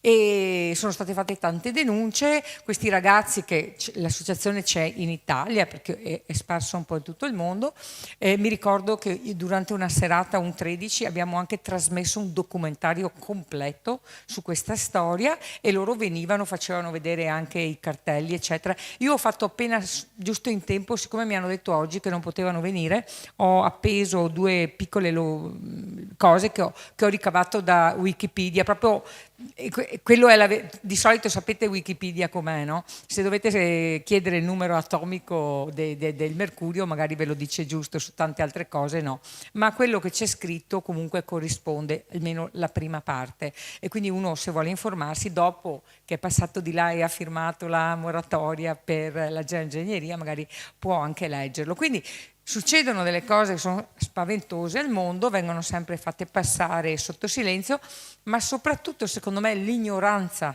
delle persone come noi, metto dentro anch'io, anche se è da 20 anni che queste cose le conosco, cioè fa in modo che queste cose continuino a prosperare. Se invece ognuno di noi sveglia pian pianino anche le persone che gli stanno intorno, chissà che prima o dopo qualcosa possa cambiare. Adesso passo la parola a voi. Il secondo microfono glielo dai a lui, gli do questo. Okay. E poi, un'ultima cosa, lì ci sono un po' di libri anche che ha portato Carlo. Carlo scrive dei libri meravigliosi, sono veramente sulle 5 leggi biologiche, sulla spiritualità, su tante cose.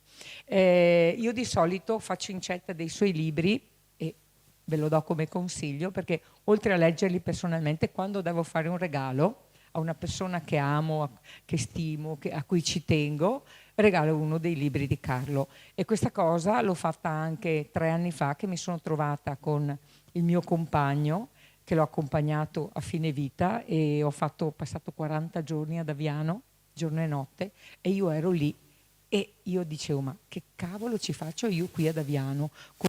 Conoscenze, eccetera, eccetera, solo che ovviamente il mio compagno la pensava in modo completamente diverso da me, e non puoi costringere le persone, ognuno deve scegliere di vivere e di morire. Però io rimuginavo, dicevo, dopo 8-10 giorni che sono arrivata lì, ovviamente ero lì 24 ore al giorno, io ho cominciato a parlare con le infermiere. Ho buttare là qualcosa ai medici, e praticamente quando me ne sono andata, che poi l'ho portato a casa, io avevo già alle infermiere e gli infermieri del reparto, avevo già distribuito un po' di libri, un po' di informazioni, eccetera. Quindi per me è anche bello pensare che qualcosa anche da quella situazione molto pesante, molto brutta, possa essere nata anche una speranza per qualcun altro. Adesso se alzate la mano, poi io passo a... ecco, vedo già su primo, 2. Sì, salve, buonasera. E volevo un'informazione. Se noi decidessimo di fare quel tipo di documento dove scriviamo la nostra volontà, a livello legale, visto che c'è l'obbligo, anche se non ce l'hanno detto, e noi dobbiamo magari scriverlo nel fascicolo sanitario, piuttosto che dobbiamo dirlo a qualcuno, come funziona? Sì, io vi dico quello che so, d'accordo? Allora, perché il problema della legge del 99, dove lì c'è il tacito assenso, quindi tu non dici niente, sei donatore a tutti gli effetti, funziona così. Siccome ci sarebbero stati cioè c'erano i decreti attuativi che avrebbero dovuto essere attuati, che ancora oggi non sono attuati. Perché non sono attuati? Perché gli comoda così. Cosa vuol dire? Che ci dovrebbe essere in Italia un elenco dei donatori e un elenco dei non donatori. Quindi io scrivo che non voglio, ci dovrebbe...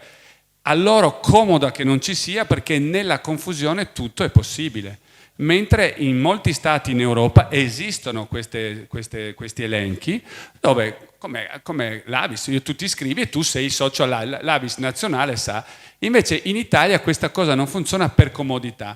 Quindi una cosa che si può fare è, per esempio, fare una cosa scritta e andare all'AS di competenza di riferimento e farsi fare un timbro di ricezione, quindi io faccio la mia copia e la tua copia e tu me la protocolli in modo che io l'ho data. Loro dovrebbero metterla in questa lista, solo che anche se fanno una lista, dico al limite regionale, il problema è che la regione Veneto non comunica alla regione Sicilia e quindi alla fine se succede qualcosa in Sicilia e tu hai comunicato di là, in realtà loro non hanno nessun obbligo di accedere a nessun'altra lista.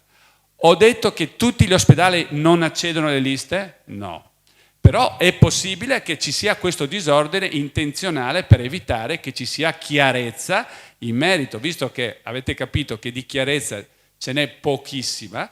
Quindi una cosa da fare è, questa è una guida carta vita, ma è sicuro che se io vado all'ASI di competenza e la lascio e questa cosa qua poi la do in mano a mia moglie, a mia figlia, così, in modo che lo tengo nel portafoglio, in modo che nel momento in cui c'è, io la spiaccico fuori e dico non toccate la persona perché qui c'è, se no incominciamo a fare denunce.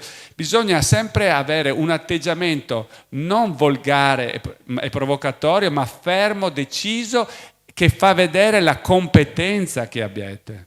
Questo è importante, perché davanti a una competenza le persone lì devono fare un mezzo passo indietro. Ma se noi siamo titubanti, senza conoscenze così, loro faranno di noi sempre quello che vogliono. Sempre quello che vogliono.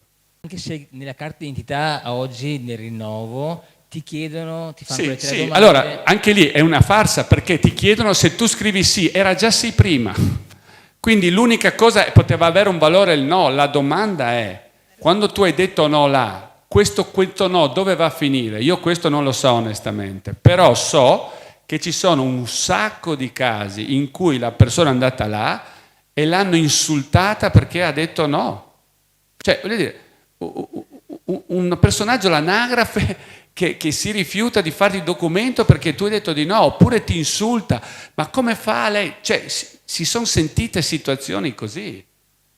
Infatti io quando ho fatto il cambio l'anno scorso, la persona mi ha detto sì, gli ho detto sì e no, io gli ho detto no, grazie, ma è proprio sicuro, ho detto guardi, se lei vuole continuare su questa cosa, io non sono interessato, le ho detto di no, lo faccio, la domanda è, io non ho avuto di riscontro un documento che io ho detto di no, lui ha scritto e fatto, io non ho avuto in mano un cartaceo firmato da lui che diceva che io avevo dichiarato questo, e questo è un problema. E quindi è una bella domanda questa cosa qua. Una bella domanda. Siccome io ho fatto la carta vita e ho fatto questo, io non mi preoccupo di quella cosa là.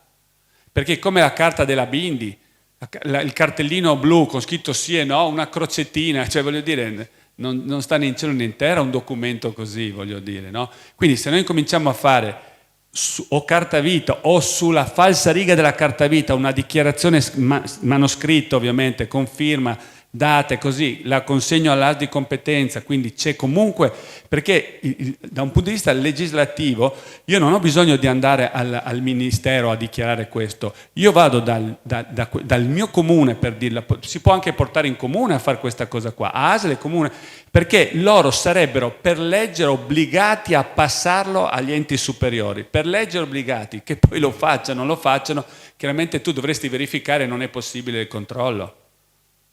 Però sicuramente all'AS di competenza io l'ho portata questa cosa qua, assolutamente sì.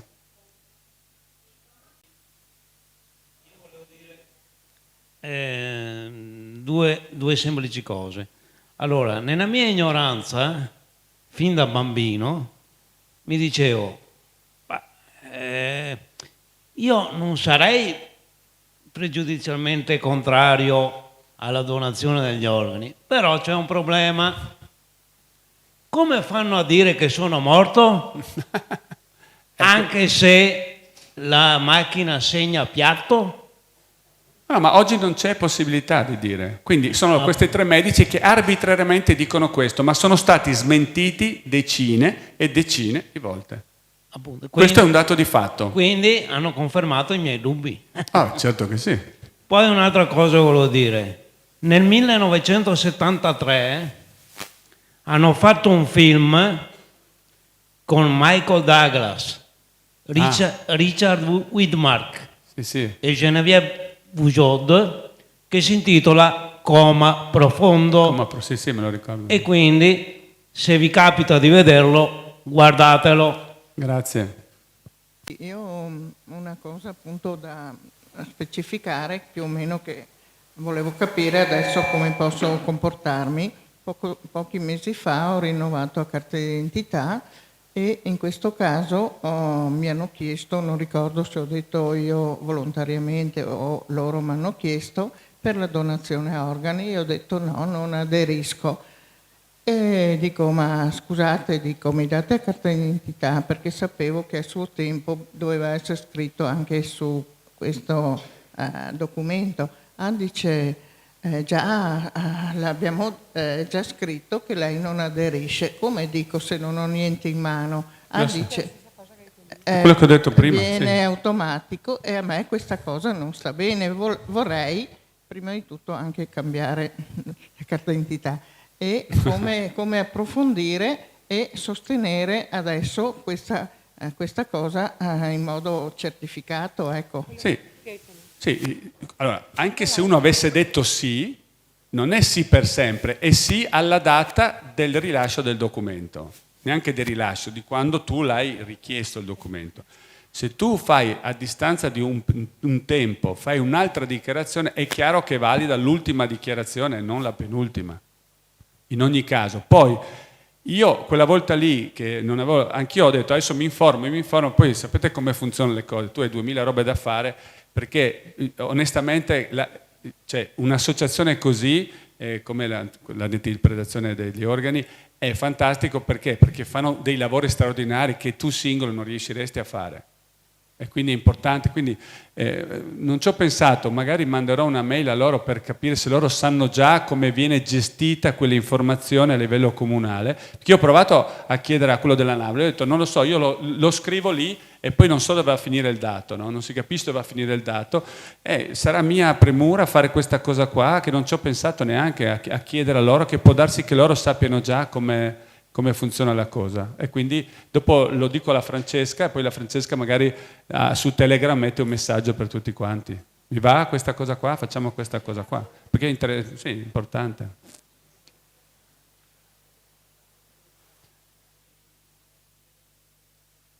No, certo, ma comunque se tu fai una dichiarazione e la firmi così, quella è l'ultima che scrivi, è come il testamento, l'ultimo testamento vale e annulla il precedente. Questo per la legge funziona così.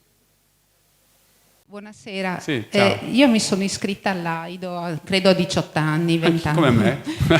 Adesso sono anni che mi riprometto da un po' insomma di togliere l'iscrizione. Mi chiedevo, basta mandare una raccomandata? Allora come in teoria se tu mandi una raccomandata loro hanno sempre un documento firmato da te. L'ideale sarebbe vado in sede, mi date il documento e io lo strappo. Questo sarebbe l'ideale.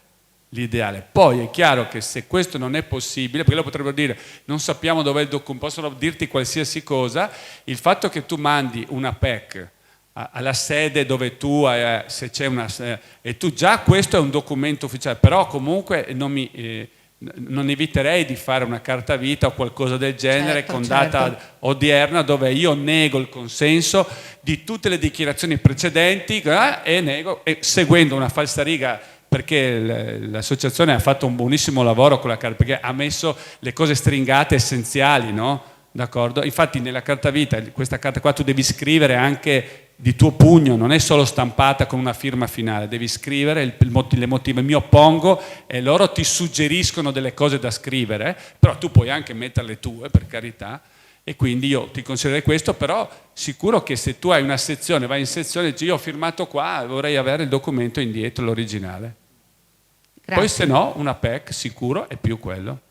Grazie. Prego, ho capito. No, ma attenzione, se uno è in coma da 5 anni, gli organi non li espianti di sicuro.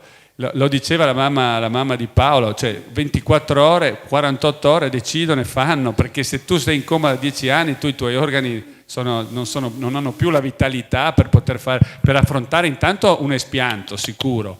D'accordo? Quindi non è il problema quello. Poi la storia del tenere in coma una persona in stato vegetativo, poi lì è una questione culturale e sociale nostra, siamo disposti a spendere dei soldi, sembra che tagliando a destra e a sinistra, fanno così, però ancora una volta, siccome il problema nostro è che abbiamo il Vaticano in casa e questo Vaticano in casa spinge in una direzione alle volte contraria, alle volte non proprio sempre contraria, ma alle volte lo fa, e quindi ci sono queste incongruenze che sono veramente, veramente vergognose, no? L'abbiamo visto con l'Englaro e abbiamo visto in situazioni molto analoghe, quindi lì è una questione proprio di società, di cultura, di conoscenza, ma siccome la società siamo noi, la società non sono i politici che ci comandano, siamo noi. Quando noi impareremo a comprendere questo e che se noi facciamo delle scelte insieme possiamo veramente cambiare quella che è la nostra società, perché la società siamo noi, è che noi ormai crediamo che questa democrazia la comanda il politico, perché ormai noi deleghiamo. Io spero che voi non abbiate più l'illusione che stiamo delegando la politica, ormai la politica decide, poi la decide non dice nella politica, abbiamo visto chi decide sopra, quindi questi qua sono solo delle marionette, voglio dire. Mentre se noi di nuovo ci rincontriamo tutti insieme, ma non come hanno fatto le ultime elezioni, che erano 4 gatti che potevano fare un piccolo cambiamento e si sono persi per strada un po' tutti quanti, bisogna veramente mettersi insieme sotto un'egida comune, voglio dire, che potrebbe essere un principio di libertà piuttosto di qualsiasi cosa, è per cambiare questa energia, e lo possiamo fare, ma dobbiamo essere veramente insieme, se no non si va da nessuna parte. Buonasera. Io forse mi sono persa un'informazione. All'inizio lei aveva detto che per esempio per un trauma cranico si somministra il cortisone. In generale, quando c'è un edema, normalmente se uno ha un dolore acuto, cosa ti danno? Il cortisone, sempre. Perché? Perché il cortisone è un antiedemigeno, cerca di ridurre l'edema.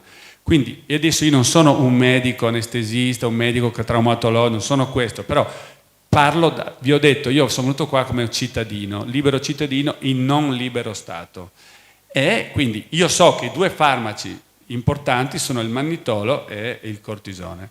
Solo che quando tu prendi questi qui sono così invasivi nel sistema biologico che quando tu hai fatto 2 o 3 giorni tu non puoi espiantare più gli organi, perché gli organi non hanno più la vitalità che permette di fare un buon lavoro di espianto e trapianto. Esatto, era proprio qui la mia domanda, perché mi sembrava assurdo che una persona magari con un cancro, un tumore o qualsiasi altra patologia potesse effettivamente donare gli organi, e una persona sana in 3 giorni di cortisone o qualsiasi altra medicina ma attenzione, non possa più donare. Non è che ti donano l'organo che ha il cancro, voglio dire, nella medicina, il pensiero della medicina è che se tu hai un tumore in un organo, poi c'è la metastasi, vuol dire che le cellule impazzite vanno, questo è quello che dicono. Quindi io, seguendo questo principio, se uno ha un cancro in un organo e se, per esempio nel fegato, ma può donare il rene, vabbè, ma se lì si sono già trasferite delle cellule cancerogene, tu trasferisci e il cancro me lo becco io. Comprendete cosa voglio dire? In realtà si sa che, per esempio, gli organi trapiantati non fanno mai tumori. Questo è quello che io so a tutt'oggi. Se c'è qualcuno che può smentirmi, mi smentisca, perché io quello che so è questo. Perché questo? Perché ovviamente la sensibilità dell'organo è legata a un sistema di rete neurale che è connesso col sistema limbico, e quando loro fanno i trapianti non è che collegano tutto, collegano la parte vitale, arteriosa, quindi venosa, circolatoria, la parte neuronale, ma non tutte quelle sfumature che sono legate alla parte emozionale. Quindi può essere che questo sia una delle motivazioni per cui un organo trapiantato non fa cancro. Invece nel caso in cui una persona dovesse prendere un farmaco per ore o giorni, danneggerebbe un po' tutto, Sì, perché ma assorbe. il non lo so. dottor Bondi l'ha detto alla mamma di Silvano, con la cartella in mano, ma la mamma di Silvano ve l'ho portata come testimonianza, perché se uno dice, beh Carlo dice così, io come faccio? Contattate la mamma quindi l'ho messo apposta, ma si sa, andate sul sito dell'antipredazione, lì ci sono un sacco di casi che parlano in questi termini qua, un sacco di casi in questi termini qua, è proprio così. Loro lo sanno, cartella alla mano, loro possono sfruttare e dire questo l'hanno cercato di salvare, questo no, perché se non usi certi farmaci, perché la maggior parte delle problematiche sono traumi cranici, perché se tu non hai un coma ti spacchi 10.000 ossi o muori perché hai un travaso di sangue e muori dissanguato, ma se no hai 32.000 fratture ma non muori per quello. Quando si muore perché c'è un edema, la maggior parte, o un edema dovuto a trauma, quindi a un gonfiore, oppure anche a una frazione rispetto a, non so, dei vasi rotti dentro, quindi emiparesi, robe così, capito? Quindi, quando è così, la storia è... Questi medici ti sanno dire, non hanno fatto niente per salvarlo, quindi avevano già deciso l'espianto. Ma se Paolo gli avevano fatto l'estrema unzione... 6 ore prima che la mamma firmasse, vuol dire che lo avevano già deciso e avevano già visto la debolezza dei genitori, incoscienti, incompetenti, senza conoscenza, perché questi qui, ho detto che tutti i medici sono così? No, però c'è qualche medico così che sa, ha visto cosa ha detto, è entrato, ha detto la prima volta, se volete, quando hanno visto che c'era un po' di titubanza così, sono tornati fuori, ma dopo 5 minuti alla carica. Suo figlio è morto. Quando dici così, firmi qua, venga qua. Se tu non hai l'informazione, ci cadi, l'ha detto lei, ci cadi. E la mamma cadono di più dei papà perché sono più coinvolte, perché non lo so, l'ha detto lei, non l'ho detto io non sono mamma. Comprendi? Certo, grazie. Ah no, figurati. E infatti questa cosa a me fa molta paura perché dico, se una persona volesse donare gli organi solo se effettivamente, insomma, morisse al 100%, cuore, cervello, tutto. No, se uno morto non può donare niente. L'unica cosa che può donare uno sono le corne. Ecco. Quindi, le corne. Sì, adesso anche i legamenti. Anche i legamenti, il crociato per esempio lo tolgono da cadaveri e te lo mettono su, adesso lo usano, soprattutto le donne fanno questo. No. Sì, di solito. Questo è quello che so io, perché insomma ne vedo di ginocchio. Io vedo che ultimamente stanno usandolo, adesso ultimamente fino a 2 anni fa, adesso stanno cominciando a cambiare, perché sono le varie mode, no?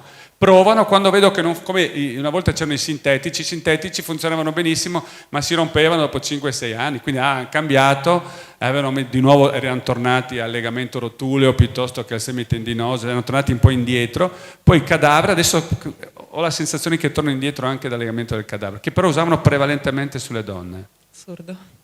E un'altra cosa che era più un'osservazione, a me davvero, ripeto, sembra assurdo che un medico che fa il giuramento di Ippocrate, si chiama così, penso. No, non lo fanno più. Ecco, a posto, ancora non lo fanno più, tranquilla, non lo fanno più. Ecco. Gli hanno tolto anche questo imbarazzo, perché questo era un imbarazzo, no? Ma lei ha giurato, purtroppo sì, invece adesso gliel'hanno tolto, ma lo stesso gli avvocati, non fanno più i giuramenti neanche gli avvocati. Infatti cercavo proprio di capire, facendo un po' l'avvocato del diavolo, tra virgolette, cosa spinge un medico, se non per soldi, perché se è per soldi capiamo già che è sbagliatissimo, però vabbè, se non fosse per soldi, cosa spinge un medico a uccidere una persona, forse perché ne vuole salvare altre 5 donando gli organi? Prima non li salva, perché la maggior, sono più quelli che nel giro di 2 o 3 anni muoiono. Ma a parte questo, ti faccio una controdomanda. Allora, se tu hai visto in questi 2 o 3 anni, quando l'OMS, voi sapete, no, chi foraggia l'OMS, no? Sappiamo tutti noi queste cose qua. La domanda, quando tu sai tutte queste cose qua e tu sai che come medico la prima cosa che devi fare è l'urgenza in una malattia, soprattutto acuta, è l'urgenza a fare la differenza, se no non avremo tutte queste sirene che corrono a destra e a sinistra, no? Se c'è l'urgenza è la risposta dell'OMS con tutta a catena, con quei 4 signori che abbiamo lì al ministero, devi fare un'attesa che era il contrario, ma è proprio il contrario. Allora, la mia domanda che ti formulo è, ma Allora, o sono stupidi i medici o sono solo dei burattini legati a quei 4-5 mila euro che prendono. Quindi non c'è altra risposta. Oppure glielo chiedi a Bob Dylan, risposta non c'è, forse sarà nel vento, non so. Mi comprendi? Grazie. Che tutto è possibile, non lo so, però voglio dire, siamo a questi livelli qua. Ti racconto una storia, posso contare una storia veloce? Allora, io 25 anni fa, prima di sposarmi, avevo un'associazione e facevo volontariato. Allora, una volta al CRO è stato ricoverato il papà di un mio amico. Allora lui mi dice, senti, al CRO, io parlo di 25 anni fa, anche 28, non avevano un reparto, avevano, all'ultimo piano aveva un reparto che aveva delle macchinari in più, ma non avevano veramente una rianimazione. C'era un reparto un po' particolare. E lui era medico, mi dice, Carlo, puoi venire su? Lì non ci sono, a quell'epoca al CRO non c'era una fisioterapia, quindi tutti quelli che dovevano fare fisioterapia li prendevano in ambulanza e li trasferivano a Pordenone. E mi dice, puoi venire a seguire mio papà? E là, ho detto, certo, volentieri, sono andato. Chiaramente erano 6 letti e ho sollevato suo papà, già che c'ero là, ho detto, avete bisogno? Ah, grazie, Canistraro, venga. Insomma, ho trattato, mobilizzavo. Poi succedevano anche delle cose interessanti, ma non è questo il contesto qui da dire.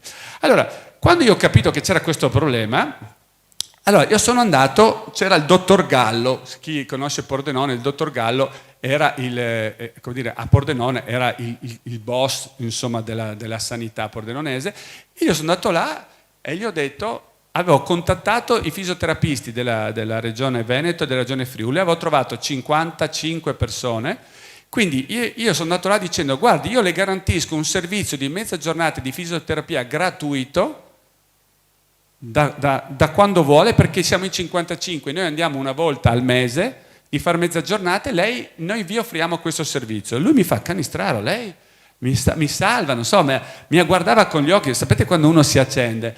Ah, guardi, ha detto, il consiglio di amministrazione tra una settimana, gli dico sicuramente tra una settimana la risposta. Dopo una settimana mi chiama, orecchie basse, mi fa, Canistraro, niente, non si può fare. Cioè, un servizio gratuito che non c'era in ospedale è stato negato. Poi mi ha detto che ci sono stati 2 veti. Io ho la mia idea, ma non ve la dico, perché non è importante. Però, allora a quel punto là, io avevo messo su questa baracca. A quel tempo c'era, voi sapete cos'è la via di Natale? No, la via di Natale è una struttura vicino al CRO. La prima via Natale 1 era una baracca di legno praticamente che ospitava le persone che venivano ad assistere ai malati terminali. In quel tempo che io ho fatto questa proposta al CRO che me l'hanno negata, stavano finendo, anzi l'avevano ultimata, la via di Natale 2, che invece è praticamente una struttura grandissima, era già aperta anche non ufficialmente. Allora io conoscevo Don Bruno, che era il prete del CRO. E io gli dico, Don Bruno, se vuole, facciamo questo servizio, gli ho detto al CRO non mi ci vogliono, se vuole lo trasferiamo qui, alla via di Natale. E lui fa, ah Nini, sì, vieni. Sono andato, mi ha presentato la caposala, che a quel tempo era una suora, mi ha fatto visitare la struttura, tutti contenti, fa, Nini te ciamo. Si può dire così, Nini te ciamo, no? Allora, io aspetto un mese, non sento, chiamo Don Bruno, sto aspettando, perché ho 55 persone che avevo preso un impegno. Te sa come che lei le robe, sai come funzionano le cose, ci sono dei problemi. Ho detto, non so quali problemi, noi siamo qua, basta che ci dice. Ok, allora sì, ti chiamo, non preoccuparti, ti chiamo. Io ho aspettato 20 giorni e l'ho chiamato e gli ho detto, ma allora, vuol dire che alla fine, per farla breve, non hanno voluto neanche loro il servizio. E la domanda è, perché non vuoi un servizio gratuito? Perché andavamo a curiosare cosa facevano. La mia risposta è, perché io sono un professionista, vengo lì e posso siccome non dipendo da te e non ho bisogno di prendere i tuoi soldi, non sono ricattabile, però osservo e potrei dire delle cose che non mi seguite? Allora gli comodava che io andassi su, perché avevano 4-5 pazienti, ma fare un servizio completo, no, per dirvi, la via di Natale. Questa è la via di Natale, la gente che va a fare la corsetta e lascia 50 euro per la via di Natale. Ecco, no, lo dico perché è forte e chiaro, perché io non dico che non bisogna fare niente per la via di Natale, no, sto dicendo questo, no. L'importante è sapere che ci sono... Poi ho cercato, come ha fatto la mamma di Paolo, dopo 10 anni la mamma di Paolo non gli è stato possibile mettere sul giornale la memoria. Io sono andato dal Menzognero Veneto e dal Cazzettino, scusate la volgarità, per chiedere, volevo raccontare questa storia. Secondo voi l'hanno pubblicata sta storia? Ah ecco. No, giusto così, per condividere la vita, ecco. No, la considerazione che una trentina d'anni fa con un omeopata facevamo, no? Del perché poi devono prendere farmaci antirigetto per tutta la vita, perché certo. ogni corpo ha la propria frequenza, e penso che capiate cosa vuol dire. E quindi tu mettere un organo che ha una frequenza dentro un corpo che ne ha un'altra, innanzitutto devi proprio prenderti queste cose a vita, ma anche capisci perché dopo magari uno che ha sempre odiato il rosa, dopo il trapianto si veste sempre di rosa. Oppure, come diceva lui, mangia la carne, che prima era vegano, eccetera, eccetera. Quindi sono considerazioni. Domande? Altre? Se abbiamo finito, allora ringraziamo Carlo. Vi ringrazio di essere stati qui. Lì ho un facsimile delle carte vita. Grazie, ci sono i libri di Carlo, buona serata e grazie di essere stati con noi.